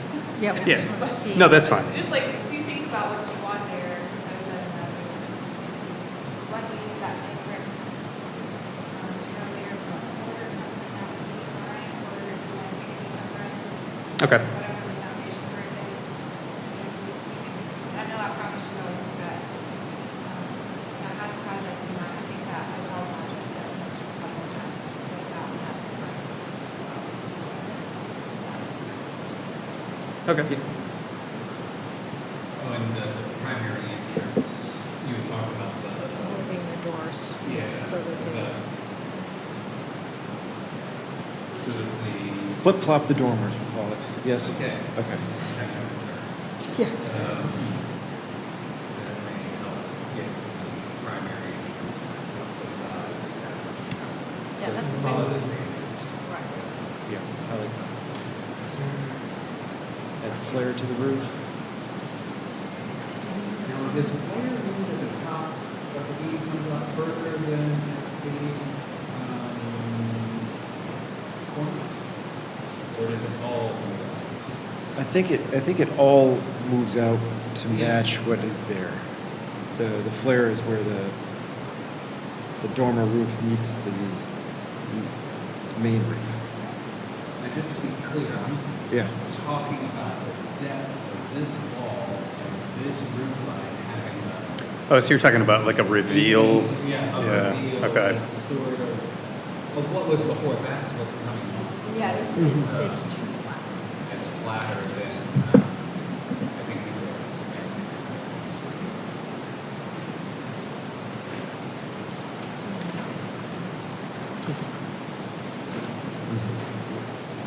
And then extend. Is there any other commissioners who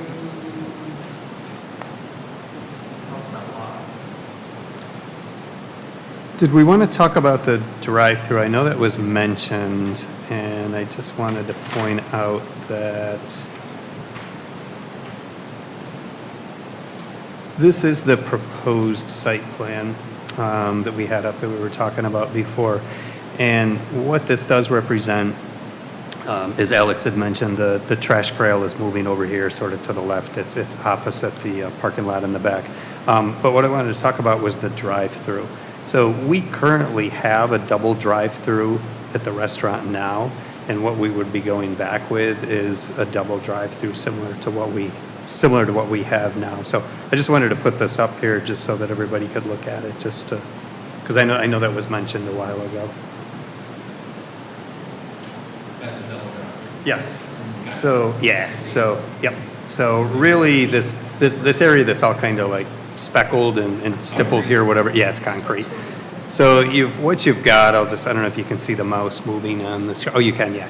So really what you've got is your drive-through lane sort of begins here, which would be like where the stacking of the cars would occur. It gets back here, and then you can either go left to the like lane 1, or you can kind of go to the right to lane 2. So the white area, I guess, the blank area in the center, that represents where the island is, the drive-through island. which would house the menu boards, the speakers, and such.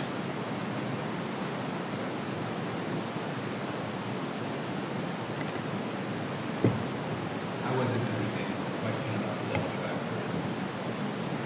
I was just saying that it was communicated to me by other planning staff who would typically look at the level 1 review, which is like what we would call what the UDO indicates is the permit approval process, aside from HRC review for this project. And that planner indicated to me that they couldn't go back with 2 drive-throughs. They can't do do one. If Yeah, they're that's not why I was, allowed in one, that's what she said. yeah, that's why I was saying I think it would be maybe helpful for you all to go ahead and submit for your level 1 review. And that way we can kind of get both of these ironed out at the same time.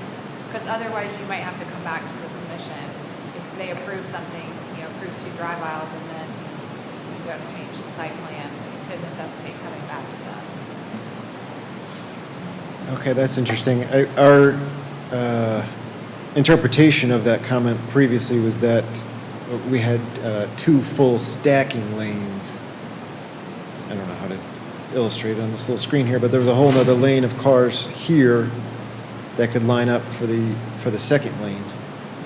And that we were planning to add, which wouldn't be grandfathered.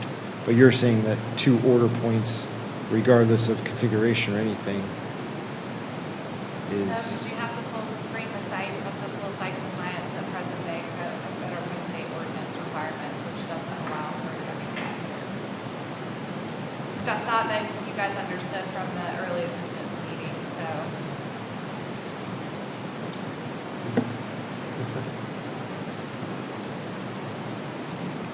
That, you could confirm that with the planner that conveyed that, would be my suggestion, or you can just go ahead and submit for your level 1 review. And then all of this can get ironed out at the same time. And one other thing to be thinking about, and usually this doesn't come before the HRC, but I'm an attorney, I'm working on our flood ordinance as well, so I'm paying a lot of attention to our flood protection ordinance and how when buildings need to be rebuilt, they need to be rebuilt to the flood standards. Yep. And we are anticipating a number of buildings are going to have to come back and ask for variances. If they're historic buildings, they might have to say, we can meet almost all of the flood protection standards, but if we do this one, there then has to be a determination of whether that's going to make the building no longer historically significant. So this body will start to be involved in that. But this is one of the first ones that I've seen coming forward. So I am curious, when you're redeveloping in the process, has this been designed thinking, okay, we can meet all the flood protection standards, and so you're ready to move forward with this design? Because if it doesn't meet the flood protection standards and this gets approved and that turns out to require some changes, then you're just going to be going through this process again. So I was just curious, in addition to this site plan review and what might not be allowed anymore, not everything's just grandfathered in because it's not,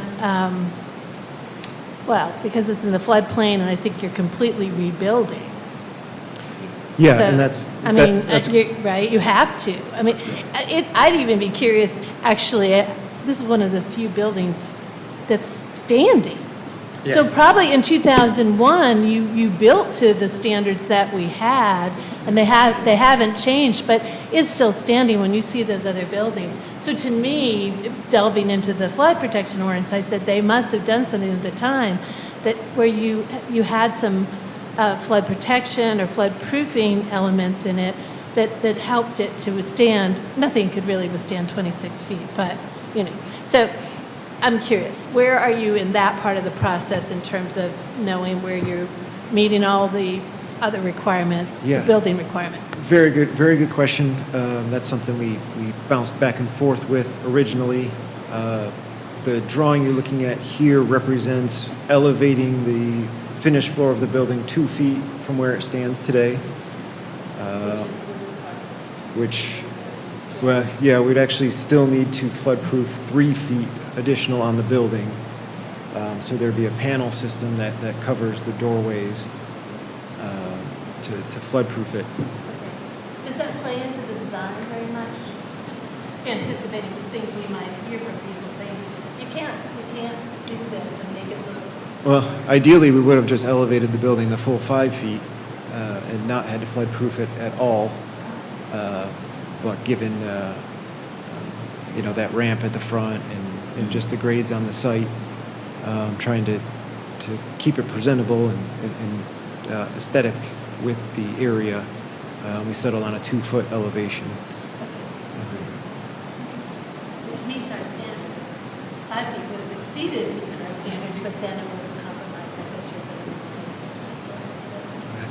Especially with a drive-through is a little unique, right? You can't elevate the building and not be able to serve people. You could make like a cool slide thing, where it just slides food.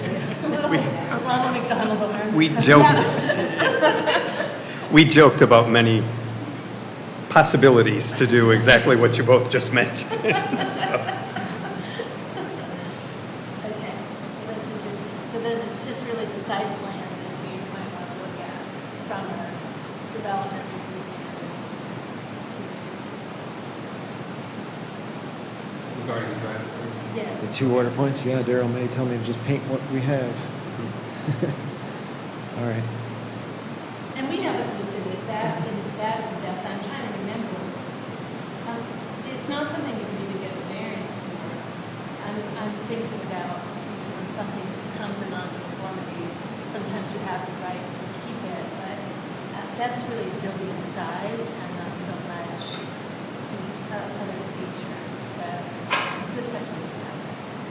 Because I think our side-by-side, do you remember?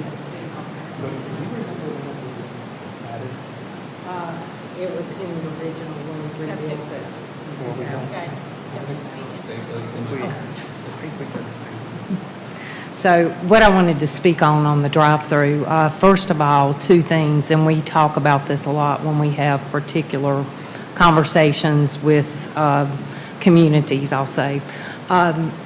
With the side-by-side, and I'm going to use an oil partner as an example, one of the reasons that we went to side-by-side is obviously we're taking 2 orders at the same time, hopefully preparing them at the same time. One of the things that a side-by-side does, if you look at the picture, is it eliminates a very long line that goes in front of parking stalls and out to the road. And in a lot of cases, because we're so busy, especially in this case at the Biltmore, it would cause a traffic issue potentially as well. So that's one thing I wanted to let you guys think about. And if we could get a variance, that would be much appreciated. The other thing I'll speak to is the amount of money that Sherman can take in, of course, comes back to you in taxes and everything. So that's just something I like to point out when we have these conversations. I know I raised it. This body doesn't decide about Yeah. drive-throughs or not. You have to look at the standards and I guess be making this argument if it could be eligible for a variance, which I'm not sure. You can't though, because you have to bring the site up to full site compliance, and that means you have to meet our current ordinance, which does not allow more than 1 drive-through in this location. And the CB2 zoning district doesn't. So that's not something that, like she said, this Right, body okay. does not control over that. That's dictated by our ordinance versus the design standards. But the reason we're raising it now is because if you moved forward this, and just because this body says, okay, we're okay with this site plan, you might have, if you have to change it, you'd have to come back to this body. So Got it, trying okay. to keep coordinating your. Right. your And can you approvals. give clarity on your question on the drive-through signage itself too? Because we have the ability to have some of those signs custom-made that it will look more cottage-like, historical. Sherman actually had just had the signs redone because they were damaged, and so we have people that can do whatever your expectation is as far as any of the signage. Well, first of all, there's not really, like, illuminated signage is not valid in the historic district. Mhm. So anything you can do to minimize the size, the amount, all of those things is what that's my recommendation to staff. I'm not supportive at all of this right now what you've got there is minimal. You don't really even see it, right? So Mhm. I think that's okay. And that's what I'm saying. This is overwhelming, I think, and not consistent with the district. What do you point? Yeah. I'm looking at sorry, my slide Oh, that you guys aren't looking at with all the. No, Sorry. No, you're okay. Drive-through I think the, pictures. Whenever we're looking at signage in Hilton Village, we're looking at it to be minimized as much as possible. Structure sign, not font, but just the structure. We're not necessarily looking at the font typically, but we are looking at for it to be like minimized, consistent with the architecture of the district. And that's obviously hard to do with the drive-through kind of signage, so like minimizing it so that it's not hyper visible. Yeah. I can't find exactly the one that you've got. I didn't know which one you. It's on the, If- so if- if you go to the Let me tab for close. title presentation, up at the top. Yep. Just the tabs. Oh, Oh, yeah. Good. sorry. That's okay. I zoomed way in. I think it's that, there you go. There we go. I don't know how to zoom out there. Yep. So, let me So just that's move. what's there now, and it's pretty minimal. So that's why I was saying, like, just go back with something similar to that. That's Okay, this right, yeah, so this right here is our menu board, which is this piece over here to the right. What's funny is this right here is the speaker board, which is, it's old, I'll just say that. But yeah, so No these are the longer two. available, I'll Yeah, add. yeah, so these are the two elements that you're talking about, yeah. So you got the speaker board and then you've got the menu board. So really what we've got, we have both of these right now and both of the drive-through lanes. I think this might be the other one that's behind it, but yeah, okay, I follow you. So your concern is the one that has drive-through. yeah, the Yeah. ones in particular that are so small that remain black aisles, I think there's. Because what we would have, where they would actually order, would be the one that goes to the right of that that says order here. There is a right one in the middle. Yeah, I can see the speaker. Right, Is right. is there one of those that doesn't have a canopy over it, or are they all on canopy? No, they have the canopy to protect the customer from rain. And that can all be staff approval on the sign part. I would say no, I don't No. know. You guys are okay, whatever signage for the drive-through. I'm okay with us applying the standards for signage for the actual business signage. But this is something I think that you all need to sign off on, because the standards don't speak to this specifically for this type of signage. So I think it's more of like a landscape kind of feature-ish thing. I think that's what you said. So I would say, when you are thinking about your revisions, consider how you might minimize or make it more consistent with the character of districts. And that's, we're going to work on it, so I'm going to involve some management and look at building design here. So could it be, in other words, a color, can you go back and a color matching You got to the building more or less than the black and yellow? Uh-oh. Yeah, that would help. You're saying they don't make the order box anymore in the little kind? No, because Like the you said, they whole, can make all kinds of. yeah, but they don't do signs. that because the whole point of that is to protect the customer when they're ordering from rain. and- Elements. Yeah, exactly. Okay. And Alex, you said that they were going to reduce the number of lights, and what about the design that's on the site lighting specifications in Exhibit P? There's contemporary site lighting out there now. Yeah, that's pretty typical for all the, like, the banks and gas stations down there have those not so great modern fixtures, but that's, Gotcha. I mean, you guys, interestingly, that was one of the things they did talk about in the minutes from 2000 was the light fixtures. I guess they talked about whether or not the light fixtures should match the historic light fixtures in the district, and the commission at the time said no, because that would detract from the historic fixtures that exist, and they thought they should just be regular contemporary fixtures. Did you have a question about the gooseneck pictures on the building or just the site? I just didn't know if you had a problem or if any other members did, and, you know, and that was something we would address later on at the next hearing or anything.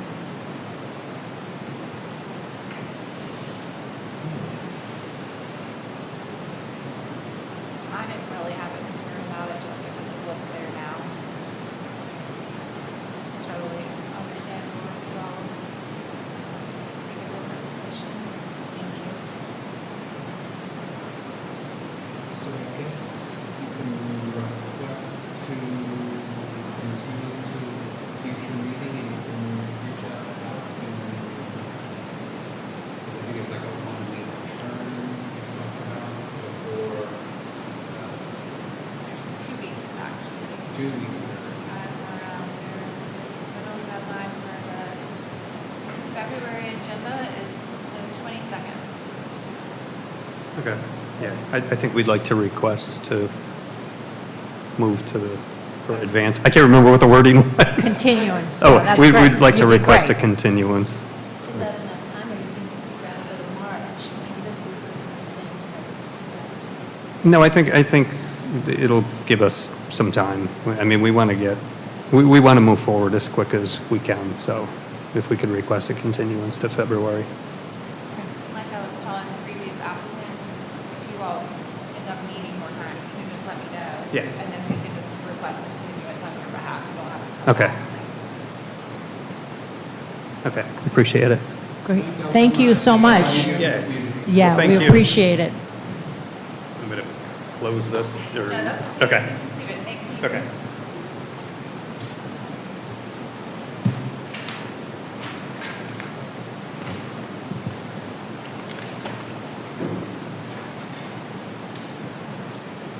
Okay, we have a couple of other things to get through. Really quick things, though.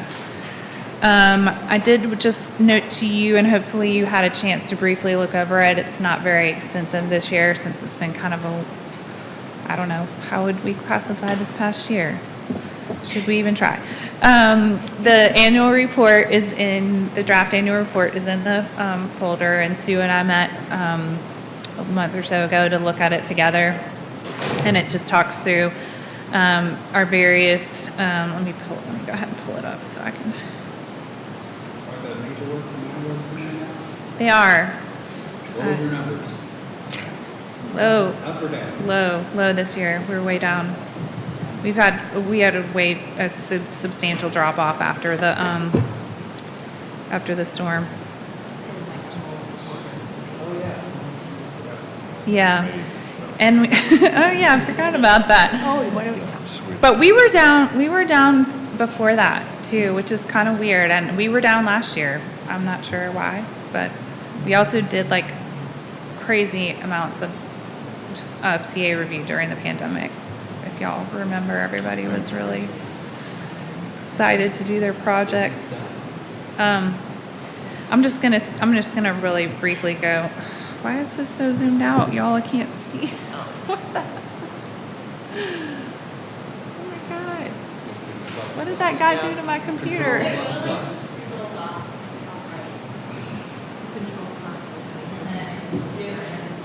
Oh, thank you. Thank you. What would I do without a younger brain to help me out?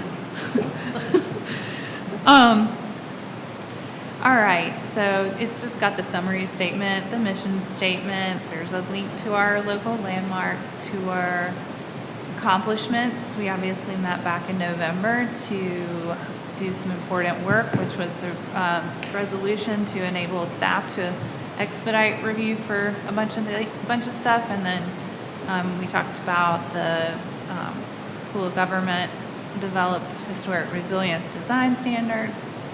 There's our numbers for design review or applications for last year. It's 98 minor work, 17 major work, and 1 subdivision. The numbers look similar to the pandemic, except for we had a lot of minor work applications during the first year of the pandemic. We continue to support our Community and Economic Development Department by conducting Section 106 review for them. We also, you all do historic property evaluation. So this year, last year, the Hopkins AME Chapel was, at 21 College Place, was listed in the National Register. Hooray for that. Also, I want to say Woolworth. I was going to say Walton Street. Woolworth Building was designated as the 51st landmark in July. We have not done any new architectural survey work, but I noted in here that now it's super important, beyond important for us to update the architectural survey for the county. So that's obviously on our radar of one of our long-term recovery goals for the community is to find some money from somewhere to do that work finally. We've been working on the design standard amendments. That's on hold for now until we have any capacity to do anything related to that. So stay tuned. I'm sure I did not get everybody's trainings in here, but because I know all of you did a bunch of different trainings. I did go back through my email though and put them into the CLG annual report, which was due last month, because that's where obviously we have to meet the CLG training goals. So I went to New Orleans back in 2024 for the National Trust Conference. We also I think I just generally stated here that some of the CLG training opportunities that were taken advantage of. You guys gave your HRC award to Priscilla Robinson and to the Blomberg family. Thank you, Will, for sharing those nominations with us. That's good work. And then we've got our goals and work plan items for 2025. Our hope for next year is to do a retreat like we would normally towards like November-ish, so that we can look at the goals together. And I think this will be a good reset button for us. By the time we kind of start to really get our arms around the storm, I'm hoping it's less than a year, we can really have a better sense of what our goals need to be for our program, because I think it's probably going to look pretty different than it did, 6 months ago to some degree. But we are going to, as you all know, we have our CLG grant money to implement in the coming year. That item will go to accept the money and enter into a contract with the SHPO to start working on that project, which will be facilitating an educational series. That item will go before council on February 25th. So once that happens, then I will circle back with all of you, because I'm going to need help with the steering committee. That will probably look like a couple of you, and then we'll loop in some other stakeholders in the community to help us figure out what kind of events do we want to have, what topics should we feature, who should we get to, come to present or whatever. And then I am involved in the recovery. So we have these under FEMA guidance. There are these recovery support functions. There's 6 under FEMA. They're debris, housing, economic recovery, infrastructure, natural and cultural resources. And I'm leaving. We have the city has 10 because we're trying to overachieve, I think. So anyways, I'm on the art and cultural recovery support group is what it's called. And we're really just trying to get our feet under us right now. But my first project, if you will, right out of the gate in terms of working under that umbrella is coordinating with Janice and the rest of our staff on figuring out so there's exemptions for flood, for historic properties in flooded areas impacted by Helene, or not, or otherwise, I guess. They can seek, if you're an eligible historic structure under the National Flood Insurance Program, you can seek, in our ordinance, you can seek a variance from the Board of Adjustment for having to meet fully the flood ordinance regulations, because obviously if you had to elevate your building out of the floodplain and you're a historic structure, that's going to probably detrimentally impact could detrimentally impact the historic character of the building, et cetera. So there are special exemptions for those structures. So obviously, we have a process for that for Biltmore Village, right? Because if you're a historic structure in Biltmore Village and they need to get a variance, they're either going to come to you for a CA first or staff. And so they have a way to say, I have to meet the historic district standards and maintain the historic character of my building. What we don't have that for are the other eligible structures, which are basically all the contributing resources in the River Arts District. And so our next step beyond our staff that have been working on ironing out some of the quirks of our flood ordinance language is we've been trying to get with SHPO and FEMA to get some direction on what are we supposed to do. It's not in the statute that the HRC can review these things that aren't within a local historic district overlay. So what is our process for that? And they're basically telling us it's up to you. We have another meeting with them next week to say, but wait, how can this be? I have a lot of follow-up questions for them. So anyways, we're trying to iron that out. If it does, of course, involve you all, which it's looking like it probably could in terms of a review body, then we will come back to you all and tell you what that process might look like. And Janice and I were talking offline earlier that maybe it looks like a joint meeting between between Board of Adjustment and you guys. And I think Sam keeps saying 70 variances. There's not that many buildings in the River Arts District. There's probably 20, I think. I don't know why I don't know where he got that number from. But anyways, just that, because that to me is alarming. Yeah, And I thought we're gonna have to do something special because that's a lot of buildings to review. Railroad tracks too.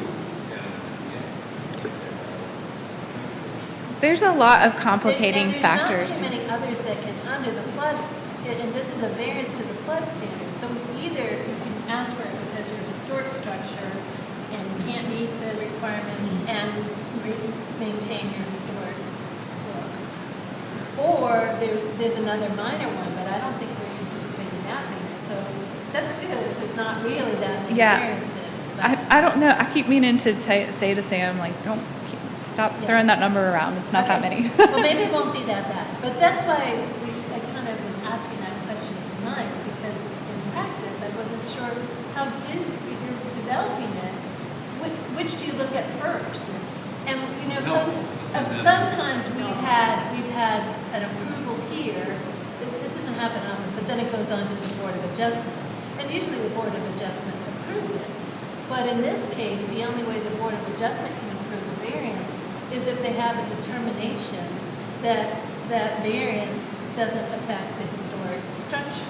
So these two that are usually two separate bodies, we really better if we can figure out how to all bring it together. So anyway, we're gonna work on it. But that was very interesting to me. I don't know if you all. I've just been in floodplains weeks, but for him to say we're just elevating 2 feet above and we have to flood-proof the rest. The first 3 feet. To make it look historic, we would have just elevated the whole thing 5 feet.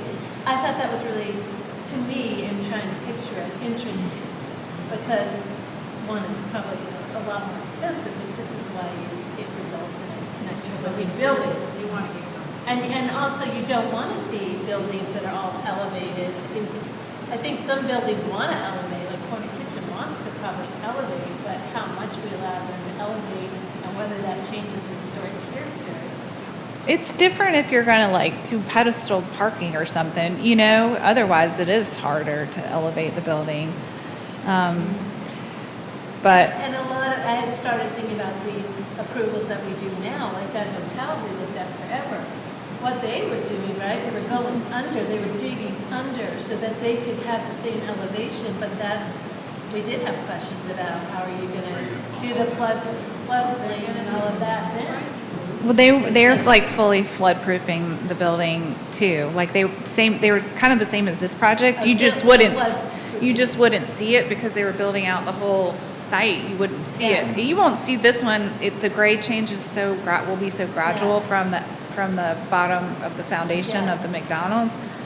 But that's why you didn't notice it with that other one, because it took up the whole. But they probably use flood-proofing materials, which is why it's still even standing. I Yeah. mean, the windows are all, I mean, the structure is there, got beautiful. I It's told not them like I told them in the first place, I was like, you could just not have to go through the HRC major work review process if you just fix the building, but They didn't that really happens make that- sometimes where people just act like they didn't hear what you said. I'm like, Yeah. no, we did tell you you could only have one drive-through. Like, that was not, that, no. So, do you think they had the ability, they didn't have to demolish it? You think they could? I don't know if they didn't really get in the weeds on that, but, I'm sure it'd probably be really, But if they were probably. just renovating it and then they could keep their site plan, it would have been grandfathered. Yeah. Well, I just had a couple of question thoughts, but I'm wondering about insurance, if they went back with what they had before, I question whether or not you could even get insurance coverage. And, there was another point, kind of piggybacking on that, sometimes when, buildings is exposed to flooding, if you don't rectify it quick enough. Oh, sure, there can be, Mark them old, et cetera, Yeah. So they wouldn't be able to pass health inspections, stuff like that. yeah. But does anybody know, does Long John Silver's, which I've been going to since the sixties. Oh, I'm sure that's gonna get torn down, and the Wendy's already got torn down. They turned down. But the Right. insurance But question is. something like that The now. insurance question is interesting, and what I was gonna mention is, so in the the reason we have our flood protection ordinance and the standards that we have is so that we qualify for the National Flood Protection FEMA. Now, there are those out there that say, just get out of our way, we just want to redevelop, we don't even want these standards. And who needs flood insurance anyway? And I'm thinking, wow, what bank is going to finance something without that kind of insurance or, but apparently there's some property owners that they don't need the banks or something. But I would like you to watch on Tuesday, next Tuesday, we're bringing back the slight clarification changes we have to the existing flood protection ordinance, and it might be to city council. So it might be interesting to watch because Amy Dayton, our public works director, who is a flood protection or stormwater specialist, she does this 101, and she talks about, because we have this a little bit higher, we require 2 feet above base flood elevation. That gives us a discount in the flood insurance. And those standards have really been the same since going way back, like 90s. So that McDonald's was probably built to those standards and probably can get flood insurance. And the whole idea about rebuilding is you can't rebuild and make it worse. They don't want to so say there's something now that's non-conforming. They can't rebuild without trying to meet these standards because then they're just setting themselves up to fail and they wouldn't qualify for insurance. So, but it'll be interesting. I guess, I don't know why they wouldn't choose. The real historic buildings are going to choose probably, they have to choose renovation, right? They can't demolish those. So in Biltmore Village, it's important to discern. Biltmore Village has the local historic district overlay, so we have a process for that. We took a variance to the Board of Adjustment that you all reviewed 3 years ago for 2 historic structures that are right next to Village Wayside that are being redeveloped. And basically they had to obviously meet the Biltmore Village design standards, and so it was real easy for them to go to the Board of Adjustment and say, here's my hardship. I have to maintain the historic character of the building. And so this will be similar. It's just that it's outside of a local historic district overlay. So we don't, that's not something you guys normally look at. And this will be something we just have to work out on our end with legal, because I was reading the statute in terms of the powers of the Preservation Commission, and the way it reads to me is that they only have authority to review alterations, restoration, blah, blah, blah, of structures that are in local districts and landmarks, is the way the statute reads to me. But I don't. But they also have advisory capacity. But that's So- only for designations. No, because this commission was able to say, well, we think that The demolition. the demolition's gonna impact something. You come in on other things, so I'm almost thinking, even though you still act quasi judicially, which you're used to, it will be acting as maybe an advisory body, and the standards you use would have to be, either the SHPO comes down here, or we use Well, the They- Secretary yeah, of Interior standards. It would be the Secretary of the Interior Standards. The thing that, like, this is getting way weedy. I was trying to be really brief I'm with this. sorry. No, it's okay. It's true. It's okay. We I'm just, struggling with yeah, this. the point is that there's a lot to get. And I wasn't saying weedy to you. I'm just saying, like, if I start talking about it, y'all are gonna fall asleep because I'm gonna start talking in circles. Because that's the way it makes my head. It's just like bends into a pretzel because we really just.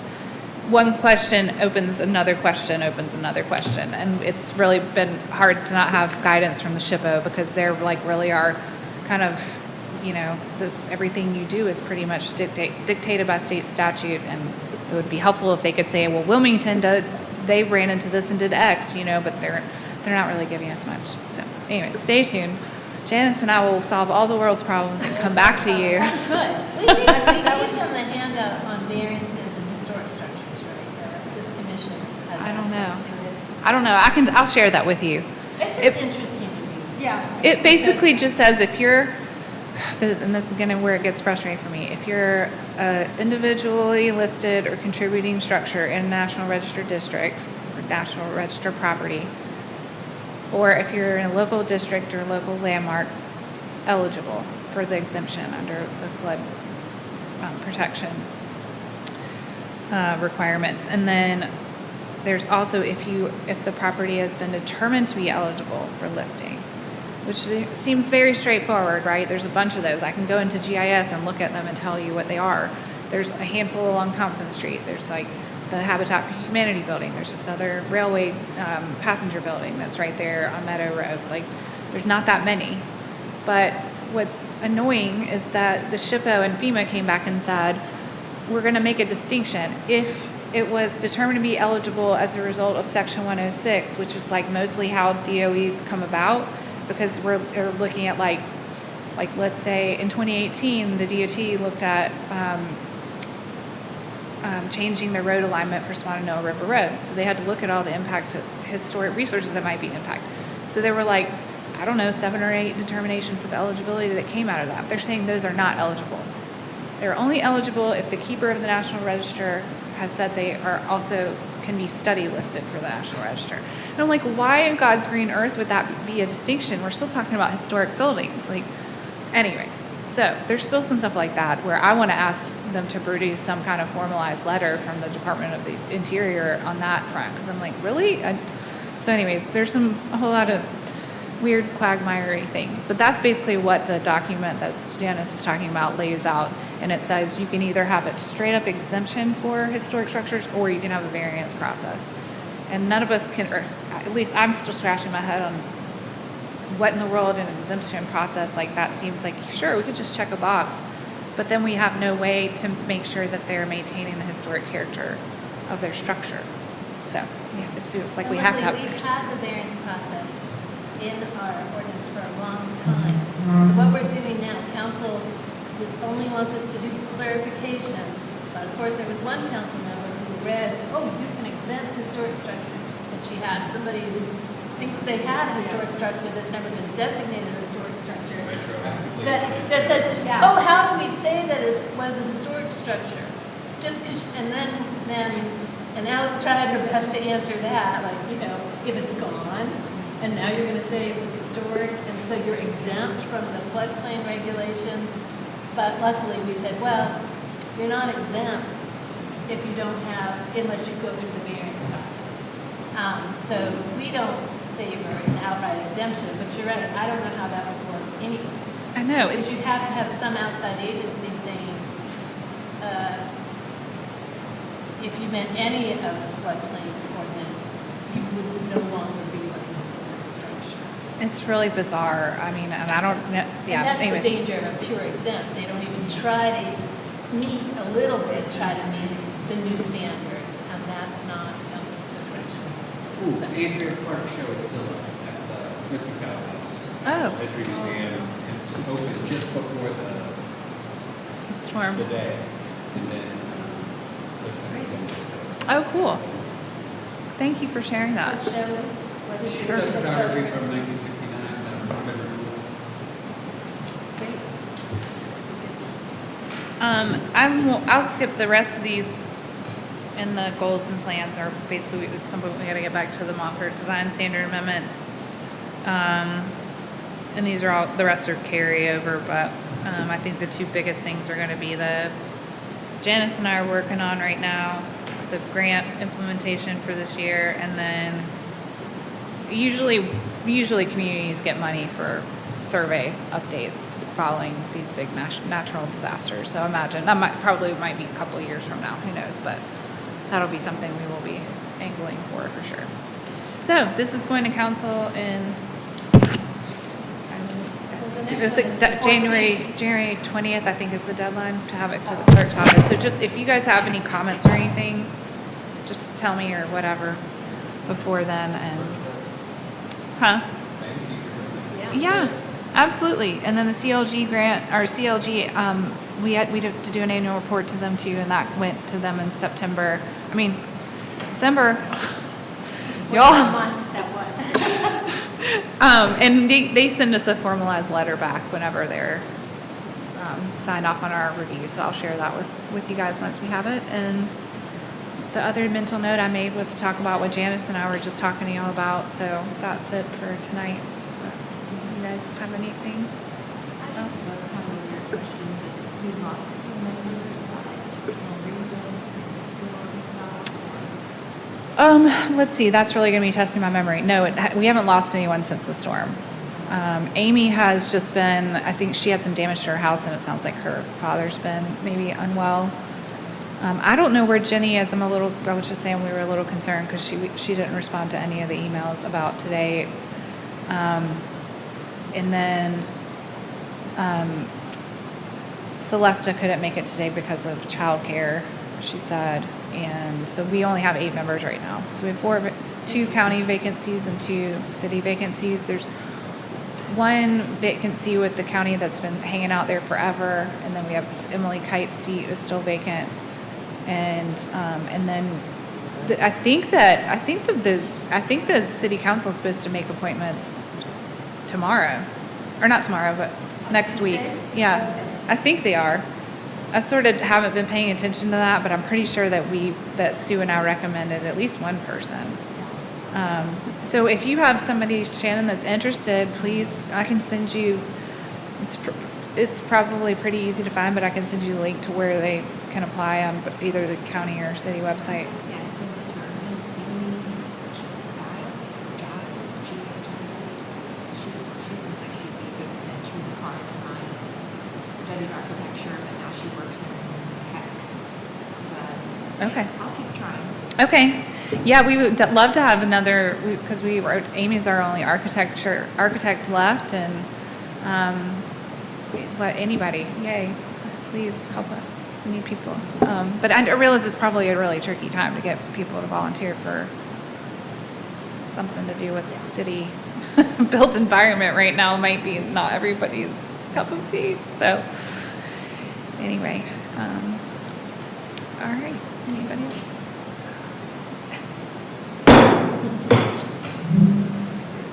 Was there a motion?